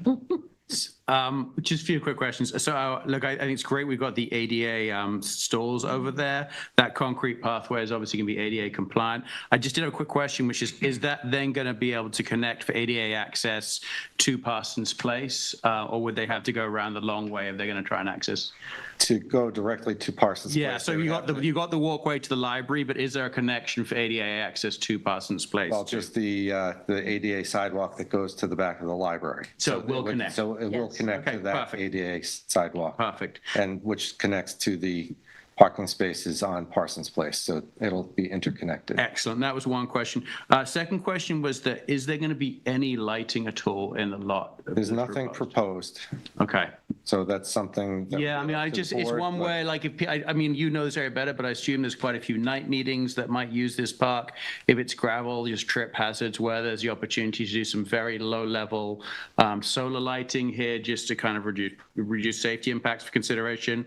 And then lastly, look, I appreciate that you have the plantings on the Springs fireplace frontage. I think that's key. I actually know the neighbors who live opposite. They're great people, and like every effort we can kind of make to minimize visual impact to their vista, I think is key here too. So overall, I think this is a great project. As my colleague Kate said, like we see this area constantly in demand for special events. Parking is a major reason why we cannot do a lot of things here. So I think this will add to that. So I commend you guys for bringing it forward. Thank you. So let me just, as far as the lighting, that would be a board decision. If we did move forward with some sort of lighting, it would be dark sky compliant, as low level as possible, maybe just some lighted bollards or something like that, but whatever the board decides. So my couple comments, so this is on the same tax map as the library, so it's not within the park. So right. So that takes out that jurisdiction of looking at the parks and conservation. The library is on the National Historical Register, as we're aware of. The need is there. I passed this location 4 times this morning already, and we don't have to. The Heart of Springs it's a wonderful location that the organizations of the Springs Improvement Society and others are pulling it back to a community gathering spot, even more so than 30 years ago, which is great. But the public safety is needed. And I think this is an appropriate location. Now, I believe about 15 years ago, there was an Open Vista project that the town was doing. This might have even been one of the locations. This area was wide open at one point 60 years ago, but over time, a lot of red cedars have grown in, but it also have just fallen over on their sides, whatever it may be. So it's sort of open, and what was the word you used, Ian? Not as beneficial woodlands? It's just not super high quality, it's not, yeah. That's another good term for it, and it's not, in my humble opinion. I like the 3/4 crushed quartz that we're going with, maybe even go on, as you get into the discussions on the next steps, maybe even on a true grid on there. I know we're doing that for stormwater infiltration on the Westlake boat ramp over here. That might assist there. Just have to be careful plowing, but again, not too many stuff is going to be, we probably wouldn't see this used so much during the wintertime. So that's just a long-term maintenance issue, which I think is always workable on there. I would like to just make sure we have the continuity of the red brick on concrete. I think I discussed that earlier from the handicap spots that would go into the red brick that we put when we did the handicap access ramp to the library project 4 or 5 years ago. As far as plantings, yes, I completely agree with Tom. New plantings there, changing some of them, maybe white pines or other deciduous trees would be great. I wouldn't even mind checking out instead of for the ADA if there is permeable pavers that might be almost brick in nature instead of concrete. That would be because this is not a silty area. We have issues with permeable pavers and cracks silting up in Sag Harbor or some other areas, but there's not much sand here. So it might be a good way for us to try that there and get a surface on there. I know that's in the weeds a little bit, but Matt knows how to get in the weeds on projects. The details of them. But overall, I think the main thing is the need is there. I know it because I go here all the time. And I support this project moving ahead and look forward to seeing what the next steps would be. Completely optimistic that it would be for summer, but I'm a good optimistic guy on there. But overall, I look forward to the next steps in assisting you, Ian. Thank you. Yeah, no, I'm supportive of the project. Before Ian and before Kate, I was the liaison to the Spring CAC. I drive past there, a couple times a day, particularly during farmers markets and when there's activities going on. It gets a little treacherous on Springs Fireplace Road. Folks tend to park on both sides of the street. So it would be helpful to get some of those cars in the back parking lot. Most of the events that I see with the major parking is daylight hours. I don't know too many of events, maybe some art openings, but typically those are during when we've got, light, to 7, 8 o'clock at night. And I don't think Ashwell Hall typically goes much later than that when there's 7. Yeah. So I'm not sure about the lighting, if we need to do that. Maybe that's what we do, see how kind of use it gets. And Matt, here you have limit of DEC jurisdiction. So does that mean we do not have to go to the DEC to move forward with this project? Yes, it was, we had the issue with the IA sanitary system and whether or not we were behind that 10-foot contour. And because we were behind that, we didn't have to get a permit for the IA sanitary system for the library.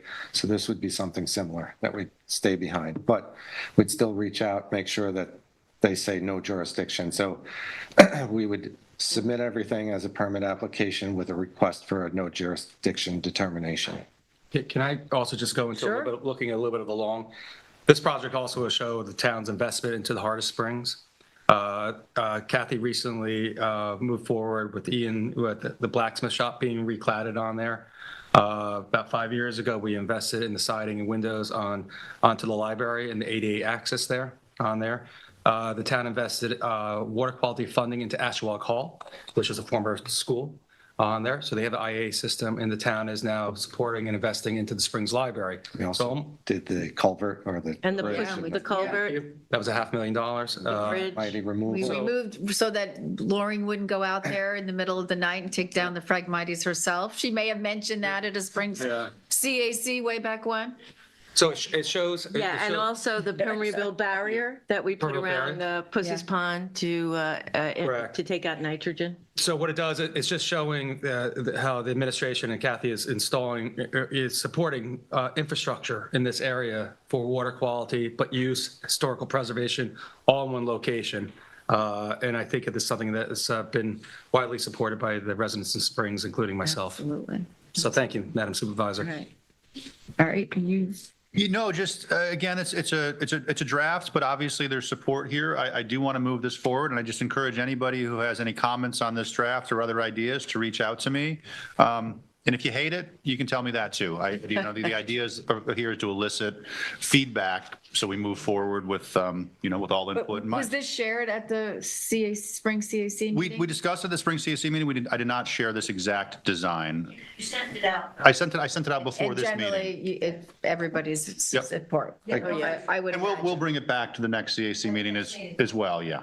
Again, it's only lines on paper at this point in time. So, but you need the buy-in to the concept, right? So it's important.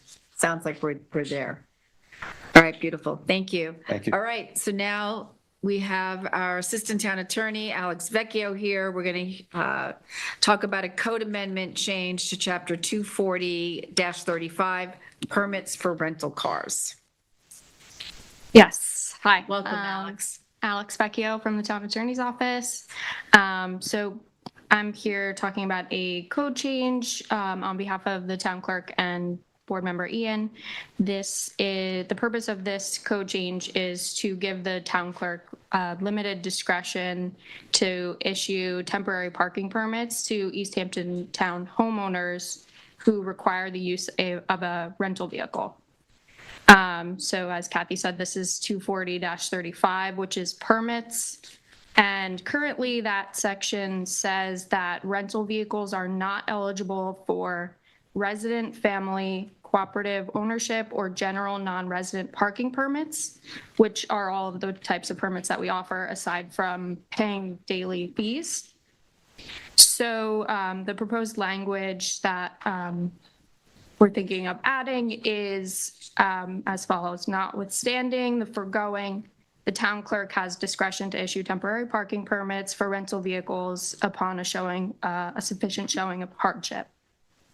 So as that says, there's some discretion that's going to be given to the town clerk if we move forward with this code change. And if you'd like, I could go through some examples of hardship that we've talked about. But, ultimately it will be up to the town clerk to determine who would qualify. Yeah, just so folks understand why we're looking at rental vehicles, Tom, we're in close proximity to the clerk's office. If you have a traffic accident and you, as part of your insurance or need, your car is in the shop, they give you a rental car for that time period. Unless we put this line into the code, a person would not be able, a resident, even though they have a sticker on their car, would not be able to access our beaches and any place where you have a permitted parking during that time period. So it seems like you got into an accident and now you're punted. I just wanted to point out, some of the reasons why we're looking at this. Ian, did you want to? Yeah, I brought this forward. Carol Brennan, the previous clerk who was around forever, has sort of seen it all. And I think that there was some abuse previously of people with rental cars and taking advantage. And so this language got added, no rental cars, I think back in 2019. Truthfully, it's a gray area whether we're allowed to make exceptions or not, given that language. And it just seemed, for clarity, we wanted to add this line to make it abundantly clear that, in cases of hardship, you're allowed. It's certainly not an as of right that any rental car is going to get a permit, but this just gives explicit discretion to the town clerk. Look, I think that this is a section of code that I've already spoken with Michael Hansen, the new town clerk, about updating once he goes through a season of issuing permits. So this is sort of a, I don't want to say temporary fix, but it's addressing a very narrow need. I think there's other things that we could address here later on, but wanted to work with Michael more once we have the opportunity to see a season unfold. So I'm supportive of it. I thank you for working on it so quickly, Alex.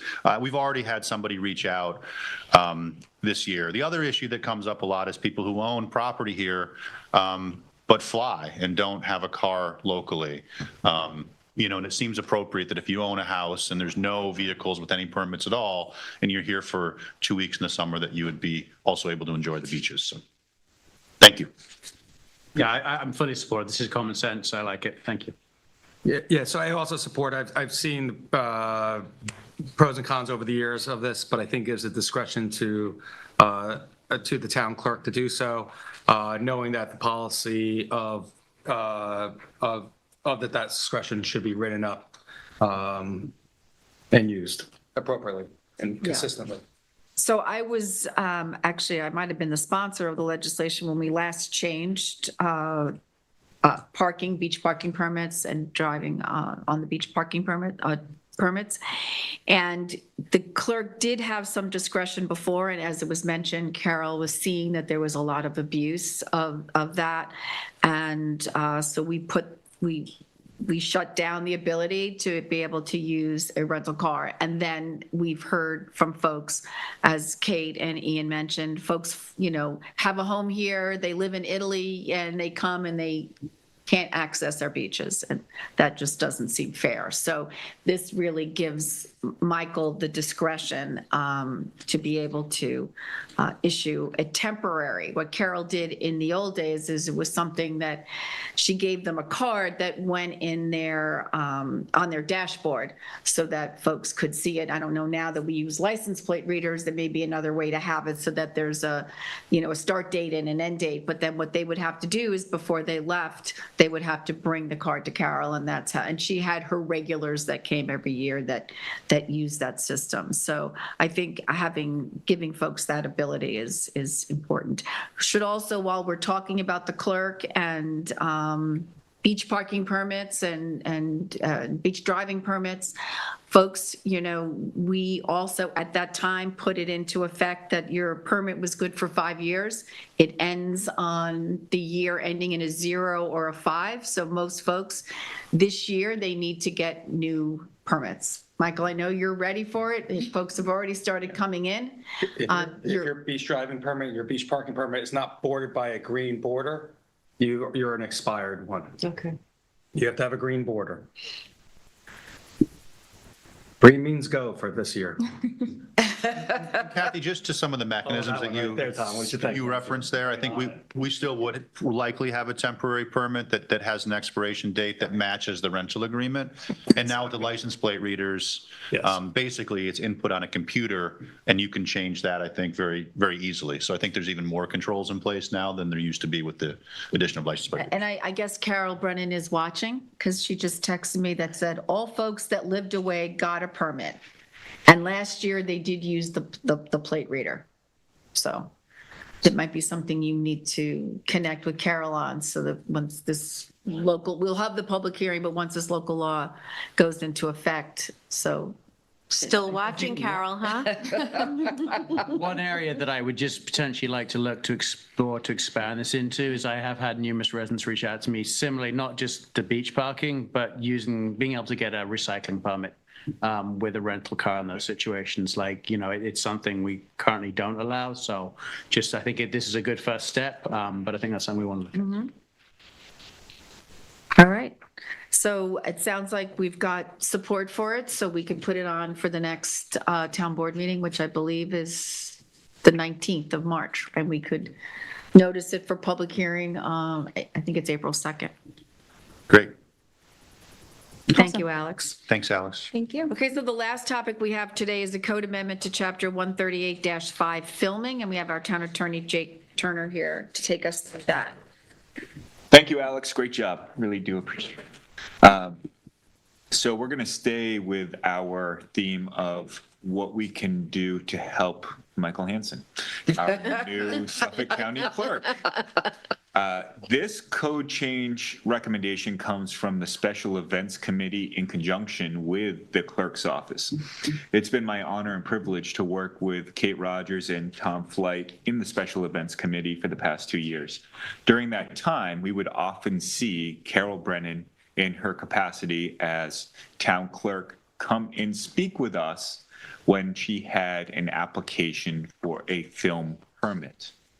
She would seek the advice of the Special Events Committee, and as the town board knows, but anybody else listening, just as a reminder, as part of that committee, we have the chief of police or his designee, fire marshal's office, parks department, trustees, 2 town board members, and somebody from the town attorney's office there to help with the committee.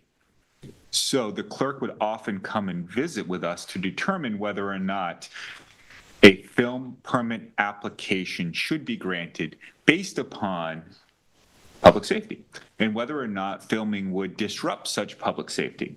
So Carol would often work with the committee to determine when filming could occur, how it could occur, when it could occur, and any and all other parameters for such. However, during my course of studying the code, it was determined that Carol didn't necessarily need to come to the special event committee. She did have to consult with the chief of police. So she would often consult with Chief Sarlo at the special event committee, and the chief would look to the rest of the committee for further input. This is an attempt to help put into place that practice, because even there's so much more that needs to be taken into account when determining whether or not a filming permit should be granted. And it's all public safety type matters. So that is what we're doing here. It is a clarification and a codification of having the town clerk consult with the special events committee for a filming permit. Great. Thank you. Jake, I thank you for bringing this forward.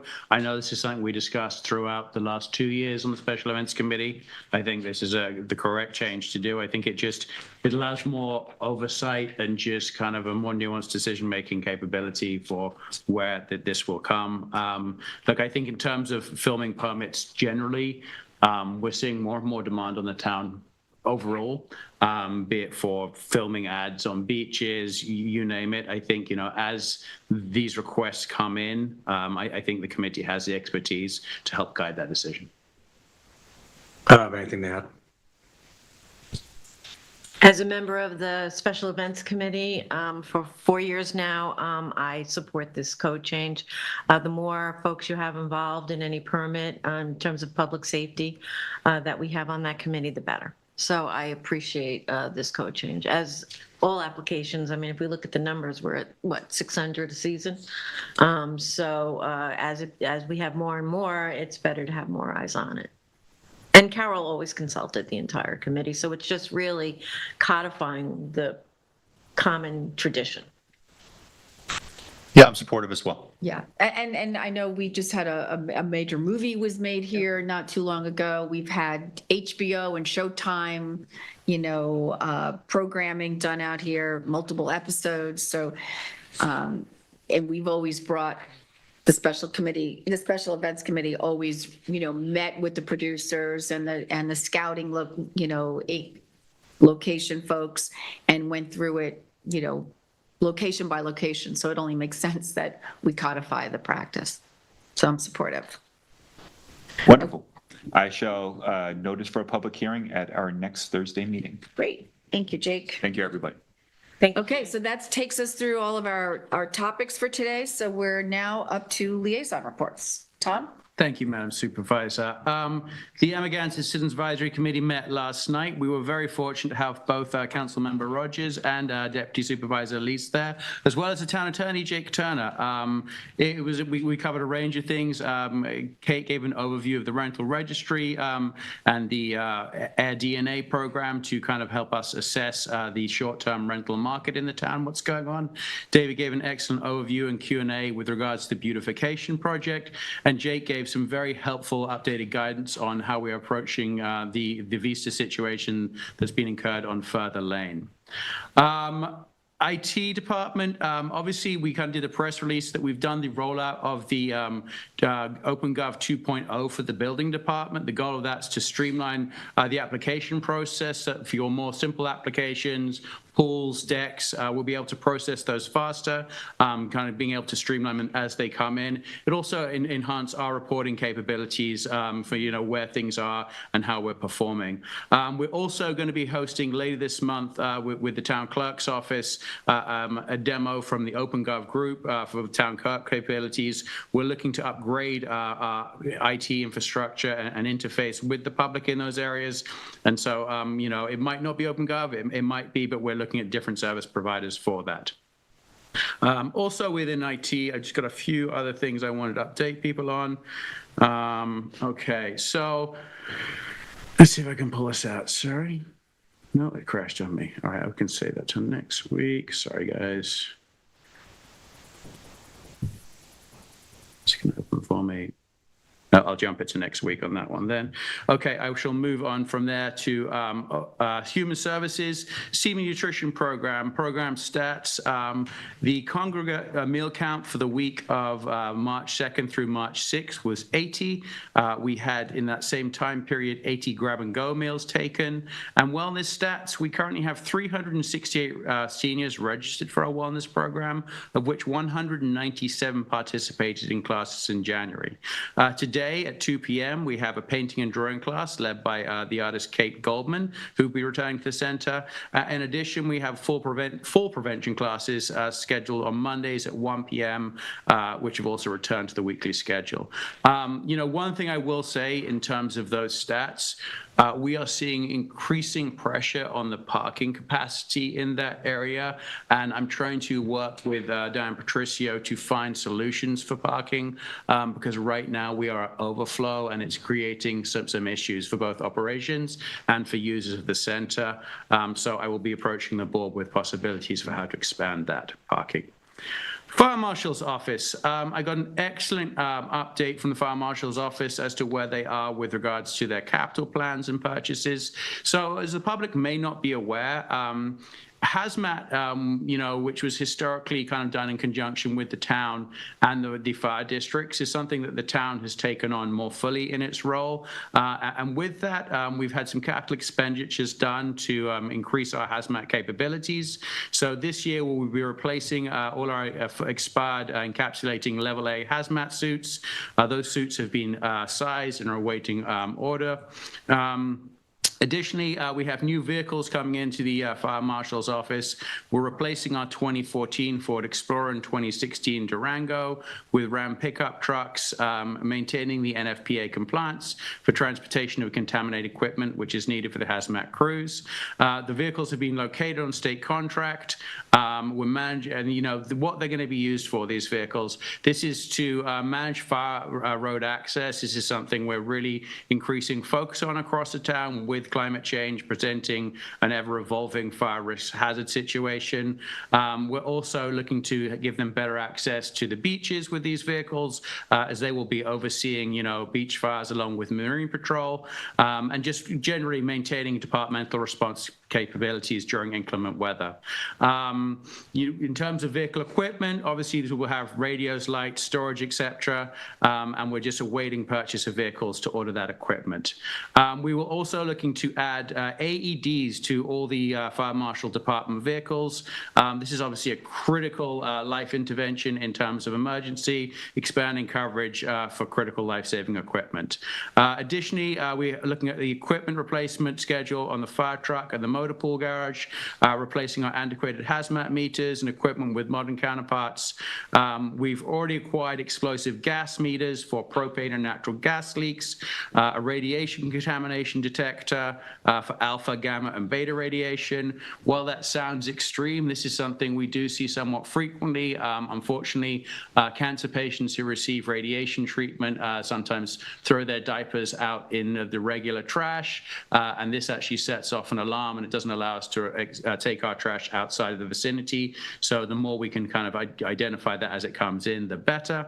We're also working to replace our VOC, our vapor organic compound detection. This is used for determining if fuel has leaked into the soil or the surrounding area. It's one of the areas the hazmat team covers.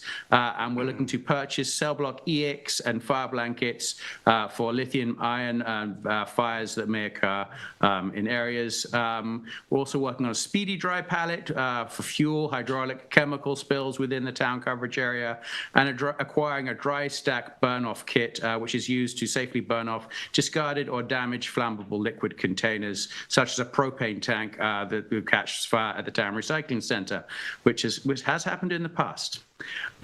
Moving on to the ADU Implementation Committee, we have a meeting this Thursday at 11:30 a.m. I'm delighted that we'll be hosting Carol Buda as a guest. She's come forward with me for some excellent ideas for how to expand the ADU program, so we'll be hearing her ideas on that. We met a few weeks ago, the fire chiefs. It met at the Montauk, the Shagwon, because the Montauk Fire District kitchen is under renovation at this point in time. General feedback from the chiefs was good, especially with regards to the storm. There are some recommendations they would like to see going forward that I'll bring to the supervisor and the EOC team. Arts Council Committee, Jason, if we could bring up those images, this would be great.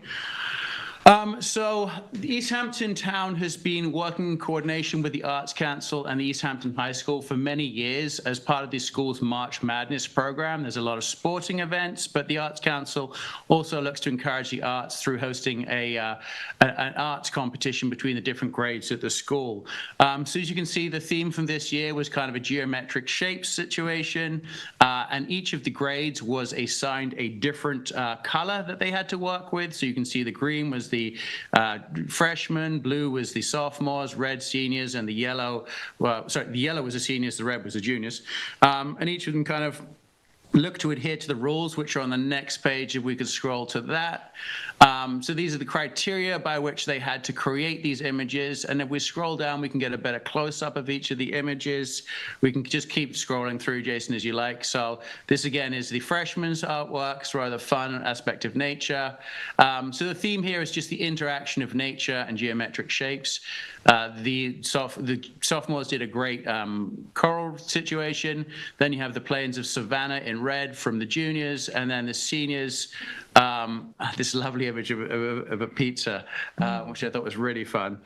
So the winners this year, congratulations. It was a tie between the freshmen and the sophomores. And second place for the juniors and red squares, and third was the seniors. But great work to all the students in doing that and keeping the arts alive within our youth. So thank you for that.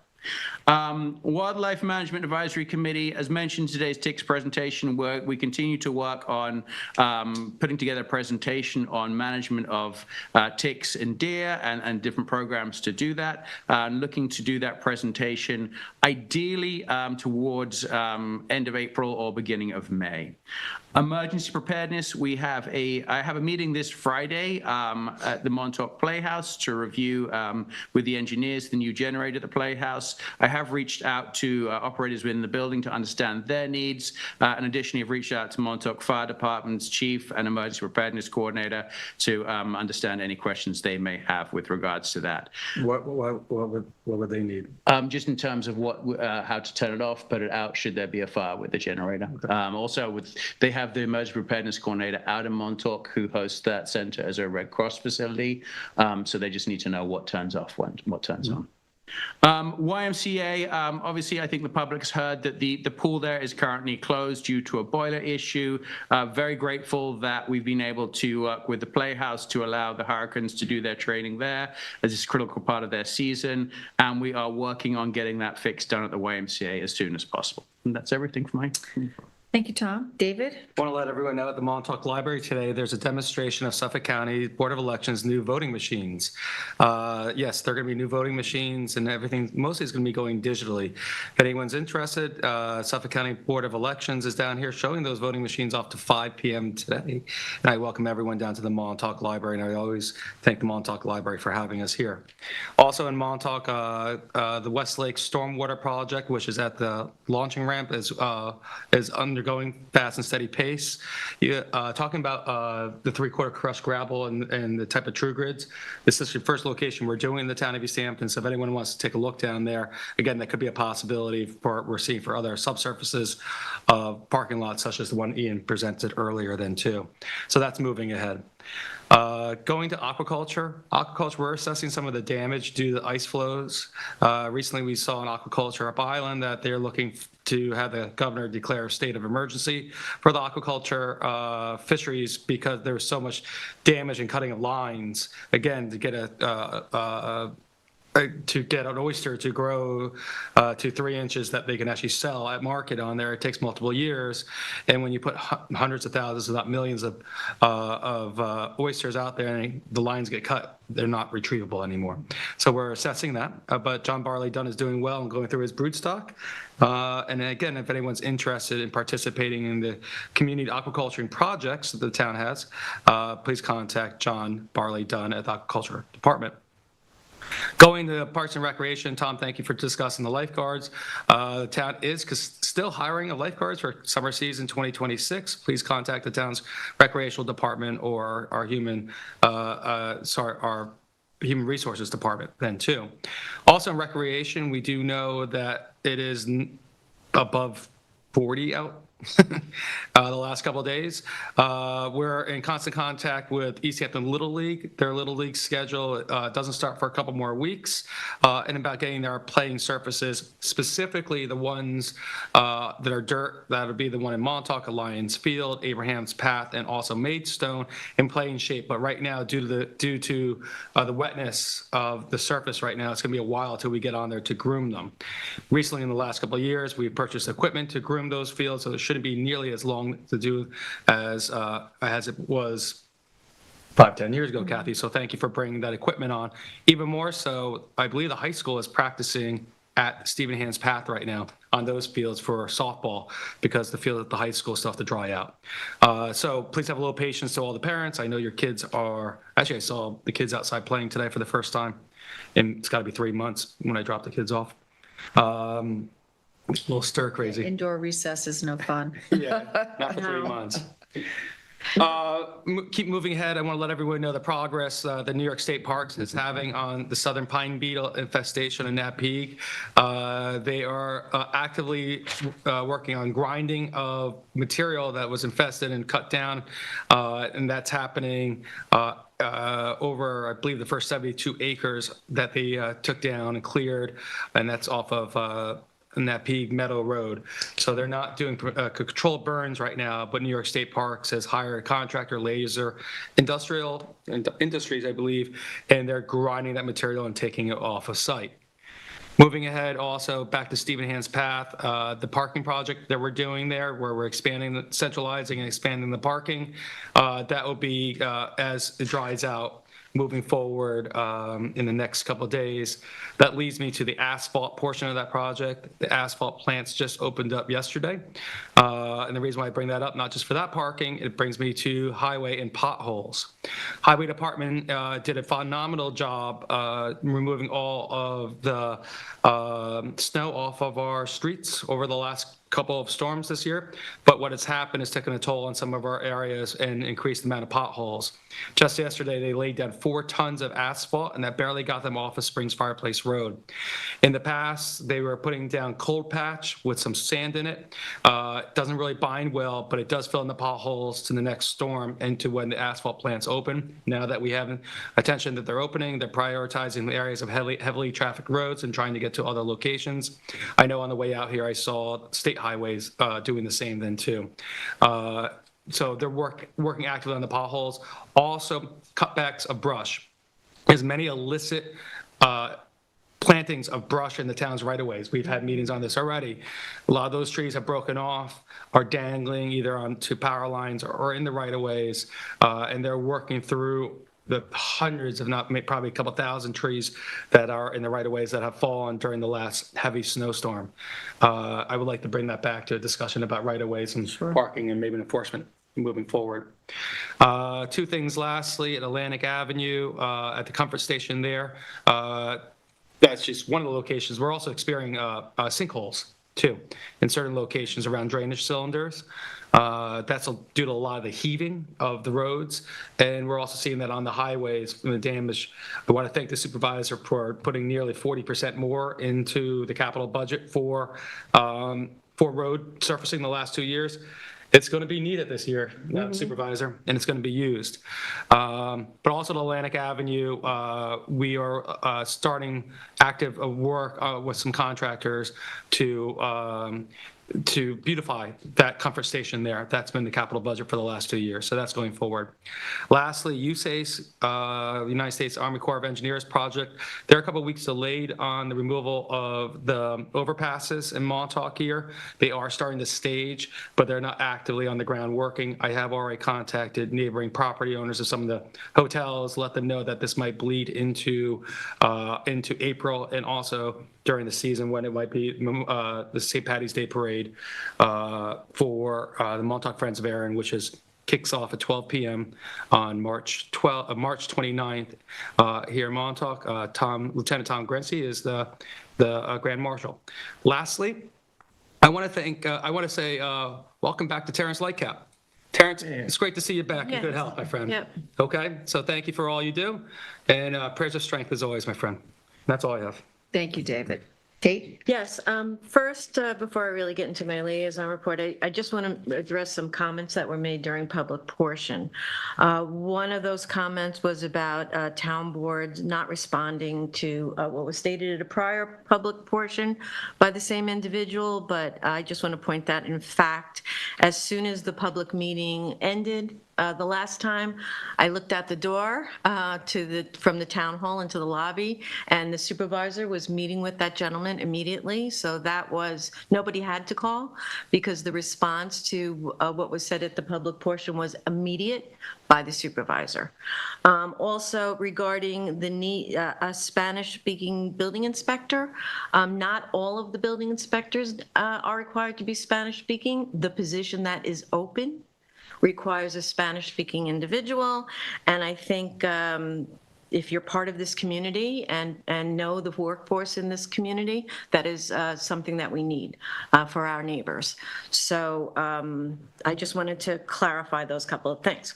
Onward to the Wainscott CAC, Airport Subcommittee member Mark Franz, who has met with us numerous times. He had a wonderful presentation about a public-facing style dashboard that could happen regarding airport operations and complaints, and it was quite interesting. And I believe there is a beta version up. He has that up. It was well received, and folks were amazed actually by how fast you can, by coding and what people can do when you have expertise in that area. The other major discussion was about the upcoming public hearing on 66 Main Street, Wainscott, for the Osborne property. I know that the CAC emailed a recommendation from the CAC to us already and to the town clerk for putting in the public record, and folks, not only just the Wainscott CAC, but guests who came to the meeting who are residents there specifically to hear about this. It was a very good discussion, and of course, as usual, I've encouraged everyone to submit comments to the record, come and speak at public portion. We want to hear from you, and I reiterate that constantly. I was honored to be a guest at ACAC, as Tom already talked about, and talked about the ACAC, yes, Jen, and talk about the Amagansett Citizens Advisory Committee, sorry, and talk about reiterate and represent the short-term rental discussion that I presented to the town last October. I gave them the update that subsequently, the town board approved $30,000 to seek a digital company that will help us with compliance for our rental registry. That RFP went out. It opened February 12th. It ends March 12th, and then subsequently we'll be bringing back a presentation to the board on recommendations for a selection of that consultant. The Montauk $600,000 grant continues to be worked on. Right now, it's still somewhat behind the scenes as the number of tasks in the beginning of stages of our grant have to do with setting up systems with New York State. We've been consistently working, specifically Nicole Facito, who's doing a great job, and Tina Lagaren have been working with our state partner on setting up all of those systems, tracking folks' time, how to do reimbursements, et cetera. So the infrastructure, before we get to the real infrastructure study, has already been going on behind the scenes. The consultant contract is finished, so we'll be moving on to more public-facing task items in the grant, like in creating and appointing the project advisory committee, and then we'll have a presentation from the consultant that was selected on what all of the work will look like as we reach out for public engagement. So that is ongoing. It's just not really seen in the public. The Litter Action Committee. The Litter Action Committee has pointed out to us all that the instances of folks not picking up after their dogs has increased over the winter dramatically, particularly on our beaches.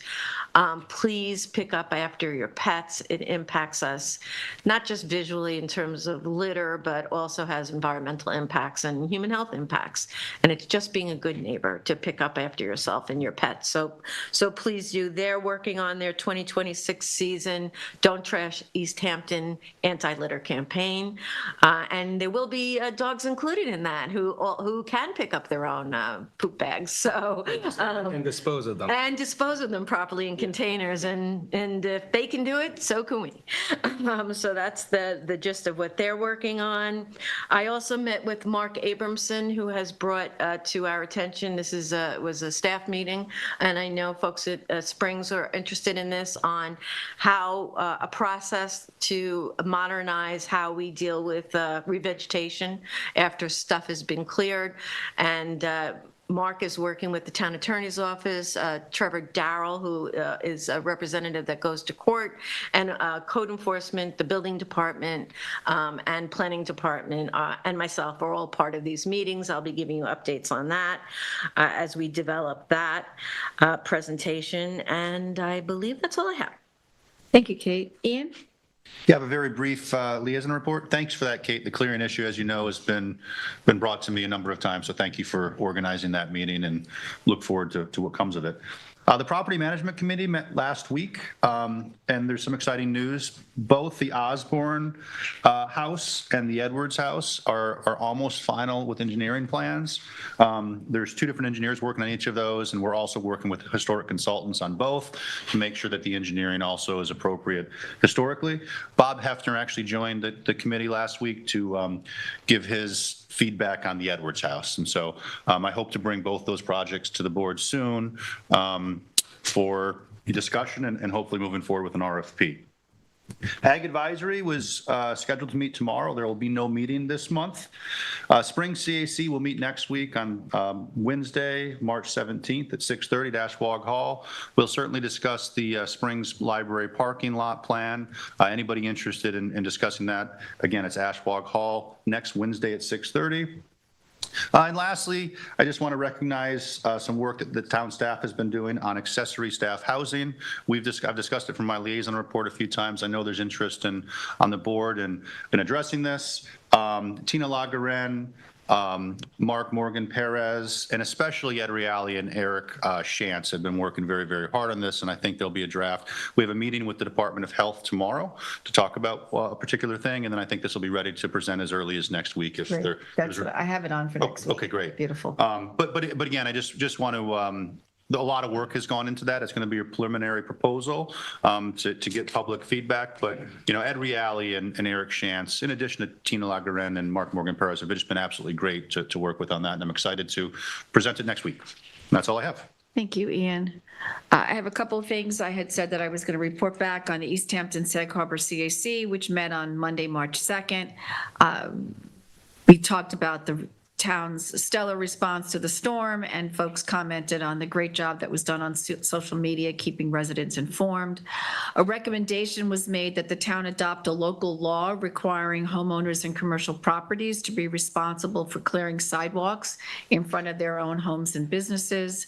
An inquiry into the status of the idle and vacant East Hampton Village train station came up, as folks, and particularly seniors, are waiting for a train. They're out in the cold, sometimes dealing with the elements, and they wonder why the train station can't be open. That's a Long Island Railroad MTA issue, and that the CAC is looking into that. There was also a short discussion on Project Most's planning board application. That's the project that's going on 3 Mile Harbor, and it was briefly discussed. And I think we will be asking the folks from Project Most to come back and just give the CAC an update. And then under new business, there was a mention made of short-term rentals, and I was hoping, Kate, maybe you'd be open to coming to a future meeting to make your presentation. Then Saturday morning, the Latino Advisory Committee met, and I have to say, we almost had perfect attendance. A couple of the college students couldn't join us, but then again, the meeting's at 8 o'clock in the morning on a Saturday, so I can't blame them. The ones that were on spring break and were home did attend. We were also joined by both Lieutenant Ken Alversa and Police Officer Daniel Munoz. We discussed a number of topics, one being the OLA Public Safety and Accountability local law. As folks know, Fred Thiel, who's now a board member of OLA, has been drafting that. We are on version 3. I shared that the town board is supportive of the local legislation. Obviously, we need to work out the details. Lieutenant Alversa and Police Officer Munoz described what the current protocol is if there was a federal action here in the town of East Hampton, and it mirrors pretty much what is called for in the legislation. I requested input from the Latino Advisory Committee on the composition of the task force because, as all of us know, there's only a handful of committees that are codified, agricultural committees codified, nature preserve, and all of the 3 different community preservation funds, the one for water quality, housing, and then and fisheries waterfront and advisory. waterfront advisory. And they all have, most of them have as part of their code, what the minimum number of, task force members would be to the maximum, and what qualifications people should have. So because we would want this task force to be a well-rounded representation of our community, I've asked the Latino Advisory Committee, I think they're going to form some subcommittees to give us input on who they think should be appointed to that. The chair did request that a discussion of the draft local law take place next week, but we're still waiting. I know the town attorney's office is looking at that legislation. There's other conversations happening with Fred Thiel, but there were a number of questions that were raised on a call that we had about 10 days ago with Ola, with Fred, and with the East End supervisors and mayors, and we're still waiting on Fred's responses to those questions, and that they're pertinent to the language in the local law. I also brought up that we need to lobby our elected officials on the federal level in Congress, as one of the points that I made, and it's a conversation I've had with Chief Sarlo, is that if I were to, stop making payments on my car would be repossessed, right? A tow truck would pull up, they'd put it on a flatbed, and before they left town, they would stop at police headquarters and report to the desk. It was, who owned the car, the license plate of the car, and where they were taking the car. So that if I called up later and said, oh my God, my car was stolen, they would say, no, your car was repossessed, and here's where you'd find it. I think it's only humane that if there is an ICE action in our community and folks are swept up, removed, and taken out of town, the very least that our federal agencies could do is report to our police headquarters and say who they took, what their identity was, and where they were taking them. Within 24 hours. Yeah, or 12 hours. Yeah. I mean, it shouldn't be incumbent upon, immigration attorneys and organizations like OLA to try to track people down to Louisiana. For their families. It's inhuman, so we can do it for cars when you haven't made a payment on it, but we need to be able to do it in these kinds of situations as well. So I've got Patrick drafting a letter to our federal partners, to our senators and our congressmen, and I'd like to ask the board to sign on to that so that all of us sign on to it. And I'm also going to ask to see if East End supervisors and mayors will also send out a letter, and we may want to take it out further than that. We may want to ask our school districts and whatnot, but the first step is, I think, we send out the letter and we see if we can get others to sign on to it. We also talked about at the Latino Advisory Committee how we can do outreach, what are the best, outlets for that.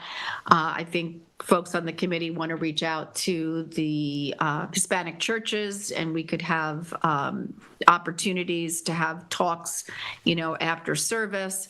We also want to do videos on social media. Police Officer Munoz had volunteered in the past to do that, and I've asked the LAC to see if they wanted to come back with 3 topics they would want to do, first. So it was a tremendous conversation. I think we had a 90-minute meeting, and there's a lot of folks that really want to get involved. And I have to say, this generation of young people, in the 20s and 30s, they're our future. And I can't tell you how many times I've been asked, how are you going to get more Latino members of our community involved in, on boards and, sitting up here at the dais or on committees. And this young generation, I guess they're Gen Z, looking at you, Jack, they're ready for it. They're studying public policy in school, and they are ready. And it's very exciting to be a part of. The last thing that came up is one of the committee members asked if we could do some programs for Spanish-speaking parents. And it just so happens that there's a young woman on the committee, Valeria Marin, who's the bilingual family educator for Suffolk County Cornell Cooperative Extension. And she sent me a flyer yesterday of different parent support workshops that they do in Spanish. One is Raising Our Children in the Digital Age, Navigating Loss and Grief, Navigating Our Children's Emotions and Prevention from Home, How to Talk to Your Children About Drugs and Alcohol. So I reached out to see what different age groups this correlates with, and I think we could partner with maybe the libraries and whatnot and bring these programs to our Spanish-speaking parents. And then last, I just want a reminder, it's Stop Day in Montauk this Saturday from 9 a.m. to 2 p.m. And please safely dispose of your hazardous household waste. I know we've got it on the social media, and you're all shaking your heads here in Montauk, so you know it's coming. So that's all good news. All right, so that's what I have for my liaison report. So now we are going to move on to resolutions. Supervisor May, I managed just to pull up the one piece I couldn't get to earlier. It's just been asked just an update on statistics from OpenGov as to what's been processed in February.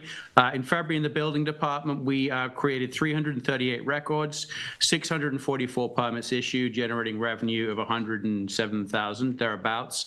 I know, Chris, you'd asked previously if we could give a breakdown of what those are. We don't have that capability yet, but next few months we will with a new system. I can say that the types of applications that can be currently done with an OpenGov, they could either be an accessory structure permit, a certificate of occupancy, commercial building permit, letter of buildability, rental registration tenant update, a residential building permit, a solar permit, a telecommunications facility permit, or an updated C of O request form. So that's what's currently in there. And Tom, if I could just jump in to remind people that we just had a update to our GIS system, which if you need information for that application that you're submitting digitally on OpenGov, you can just go to the town's website, to the front page, and look down and see the link to GIS, and that will have information on it that you would need to help fill in that application. So I just wanted to give a shout out back to 2 work sessions ago to remind folks we have that.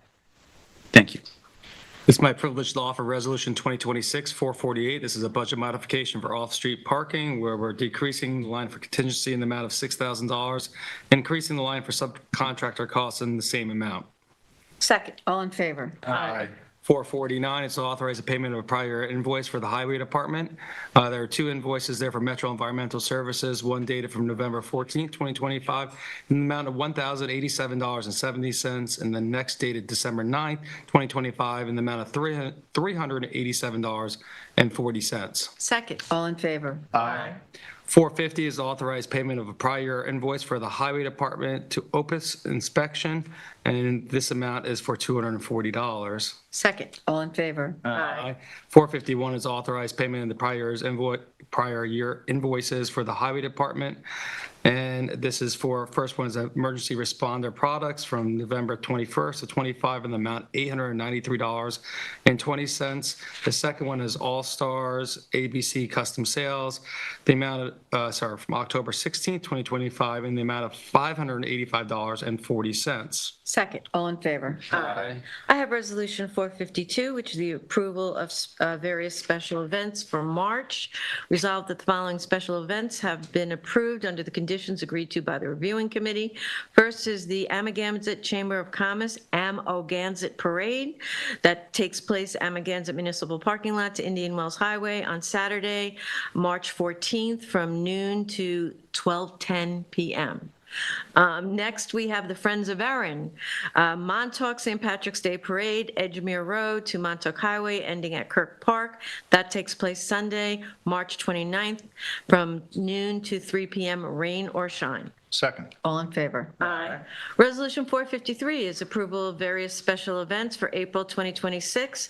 Resolved that the following special event permits are hereby approved with the conditions agreed upon by the reviewing committee. First is Center for Eco-Technology. This is the New York State Compost Operators Workshop. It takes place at East Hampton Transfer Station, Wednesday, April 1st, 11 a.m. to 3 p.m. This is for transfer station composting operators and not for the public. The second event is the Montauk Chamber of Commerce. It's that time for the 10th annual extravaganza Easter egg hunt. Takes place on Montauk Green, Saturday, April 4th, 11 a.m. to 3 p.m. Second. All in favor? Aye. I have Resolution 2026-454. It's a secret determination for various bond resolutions. The town board finds the following projects for the departments listed as qualifies as a type 2 action under SECRA, and as such, no environmental analysis of the proposed projects are required. Second. All in favor? Aye. Resolution 455 is a bond resolution for $1,290,000 for townwide building improvements. Second. Roll Roll call. call. I need a second, and then we do the roll call. Thank you. It's been seconded. I second. Kate second. Councilmember Tom Flight. Aye. Deputy Supervisor David Leese. Aye. Councilmember Kate Rogers. Aye. Councilmember Ian Calder-Piedmont. Aye. Supervisor Kathy Burke Gonzalez. Aye.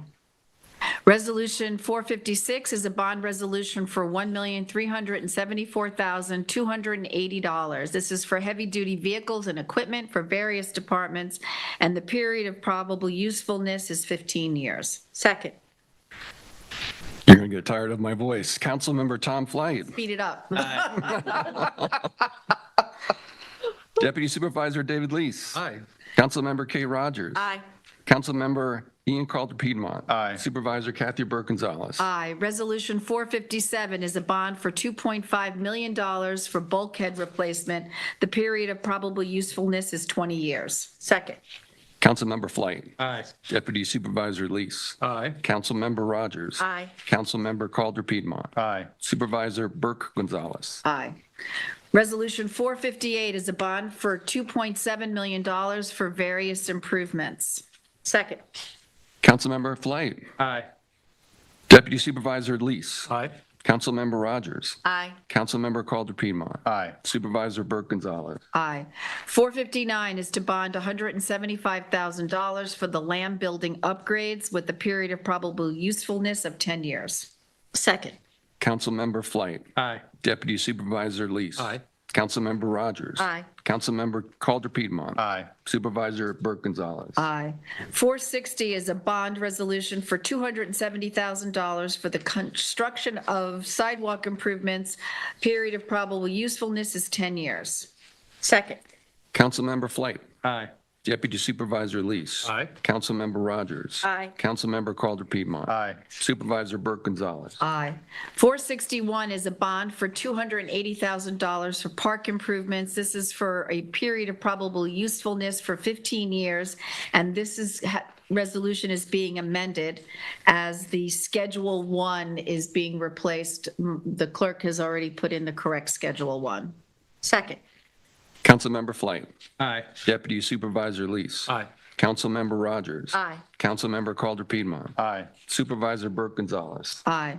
462 is a bond resolution for $485,000 for town-wide HVAC improvements. The period of probable usefulness is 10 years. Second. Councilmember Flight. Aye. Deputy Supervisor Lease. Aye. Councilmember Rogers. Aye. Councilmember Calder Piedmont. Aye. Supervisor Burke Gonzalez. Aye. 463 is a bond for $550,000 for road improvements. The period of probable usefulness is 15 years. Second. Councilmember Flight. Aye. Deputy Supervisor Lease. Aye. Councilmember Rogers. Aye. Councilmember Calder Piedmont. Aye. Supervisor Burke Gonzalez. Aye. 464 is a notice of public hearing for $792,700 for the Sanitation District Projects Bond. And this public hearing is to be held on April 2nd at 6 p.m. Michael, needs to be an amendment on the ordered. There's a typo, the public hearing on April 2nd. There's a 30 that comes after it that needs to be removed. Second is amended. All in favor? Aye. I have Resolution 465, resolution to stay enforcement of local law number 26 of 2023, amending Town Code Chapter 102-14, Certificate of Occupancy. Whereas by Resolution 2023-1330, adopted on October 5th, 2023, the Town Board amended the Code of the Town of East Hampton, Chapter 102-14, Certificate of Occupancies to require an updated certificate of occupancy upon transfer of ownership of property. And whereas the town has received community feedback regarding delays in the processing of updated certificates of occupancy, and whereas the town board determines that it is in the best interest of the town to stay the enforcement of local law 26 of 2023 to allow for town departments to more expeditiously process the current pending application. And whereas the imposition of a stay of enforcement of local law 26 of 2023 is a type 2 action pursuant to 6 New York CRR 617.5 C 33 and 35, and no further secret review is required. Now therefore be it resolved that enforcement of local law 26 of 2023 is stayed retroactively from January 1st, 2024 through December 31st, 2026. Second. Discussion? Sure. Sorry, yeah. This is a resolution that temporarily pauses enforcement of the local law 26 of 2023, which, as I just stated, amended Town Code Chapter 102-14 to require an updated CO upon the transfer of property ownership. The rollout of both OpenGov online permitting and now input from users with an improved experience for OpenGov Part 2. What I'm doing now is I'm going to walk through what we've done for the building department over the last almost year. Strengthening staffing in the building department has always been, and making these improvements a top priority for this board. Since Richard Normile was appointed principal building inspector about 6 months ago, the town expanded staffing in the department and is in the process of adding several new positions to support permit review and administration.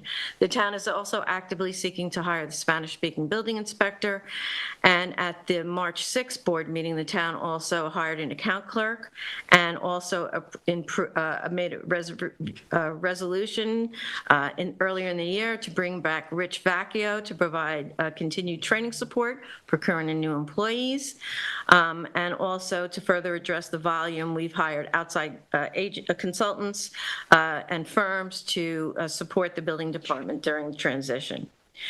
However, that all being said, we know since January 1st, 2025, the building department has issued 1,606 building permits, conducted 3,685 inspections, processed 855 permit renewals, issued 870 certificates of occupancy, and handled 1,006 rental registry registrations, 25 letters of buildability, processed 1,525 certified copies of permits and certificates, 11 signed permits, and the monthly counter logs show an average of over 4,000 phone calls and walk-ins at about 600 a month, all during a time when several key factors impacted the productivity of the building department.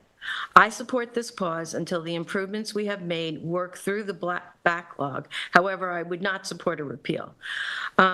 What we have here is also some proof of concept, which adding to the delays in processing, we know that 6 out of 10 of the updated CO applications have structures on them, including finished basements that were not built with the benefit of a building permit.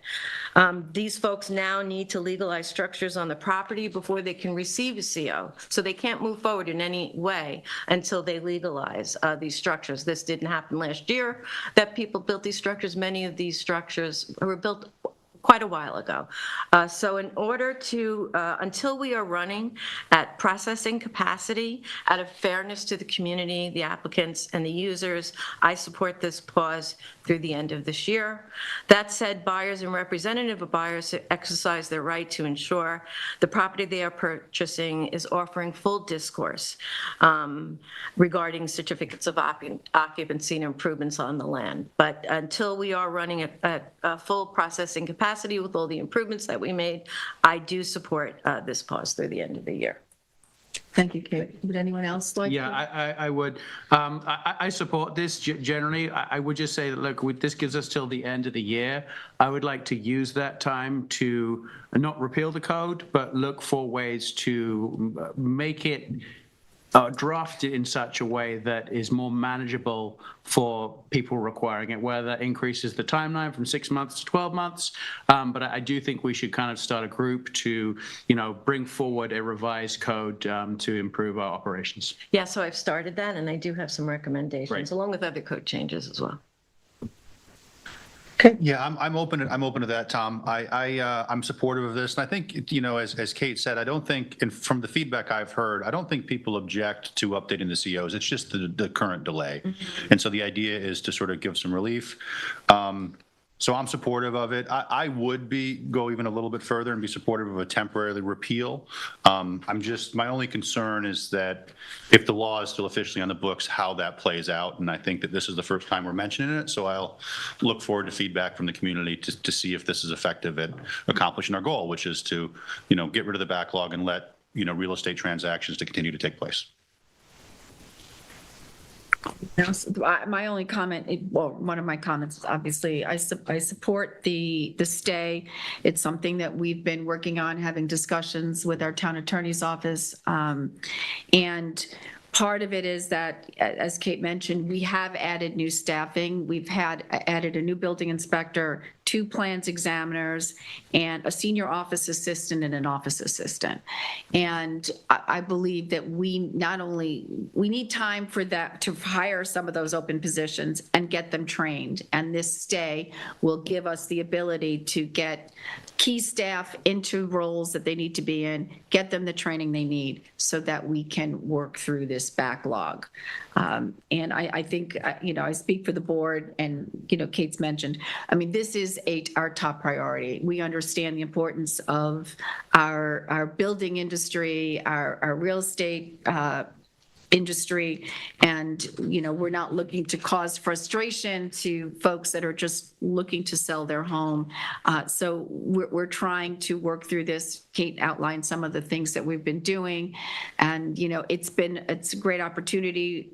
Rich Normoyle has been here, it's almost 6 months, and he is giving us the feedback of what types of what roles needed to be put in place. We needed 2 more clerical staff. We've been working with the plans examiner.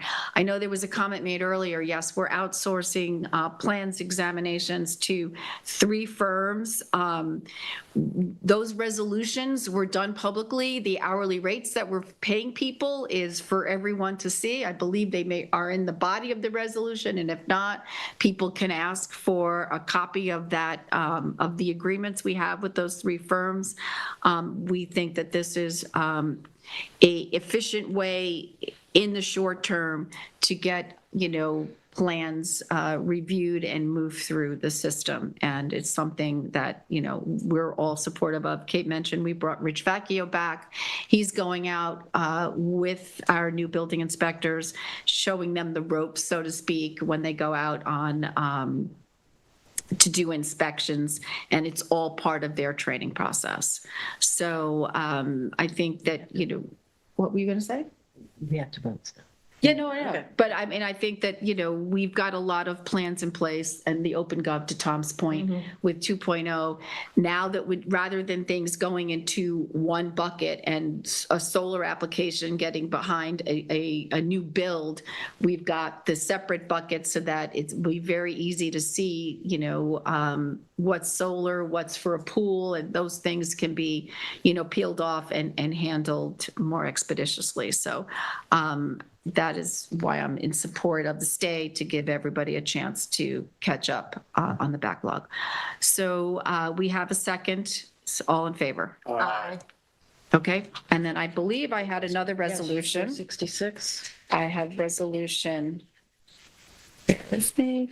466 is to adopt a local law to amend Chapter 75 Airport. The town board held a public hearing on March 5th, 2026, and there were no comments received at the time of the public hearing. So do I have a second to? Second, and then there's one more. Yeah. Second. All in favor? Aye. We did that one. We did that one. last So one. we That did the was the last John one. Keeshan one. So those are all of our resolutions for today. So now do I have a motion to go into exec session? Yes, I'd like to make a motion to go into executive session for CPF, personnel, litigation, contracts, and advice of counsel. Second. All in favor? Aye. Thank you, everyone, for joining us. And thank you, LTV and the Montauk Library. Thank you. And you For are another off new the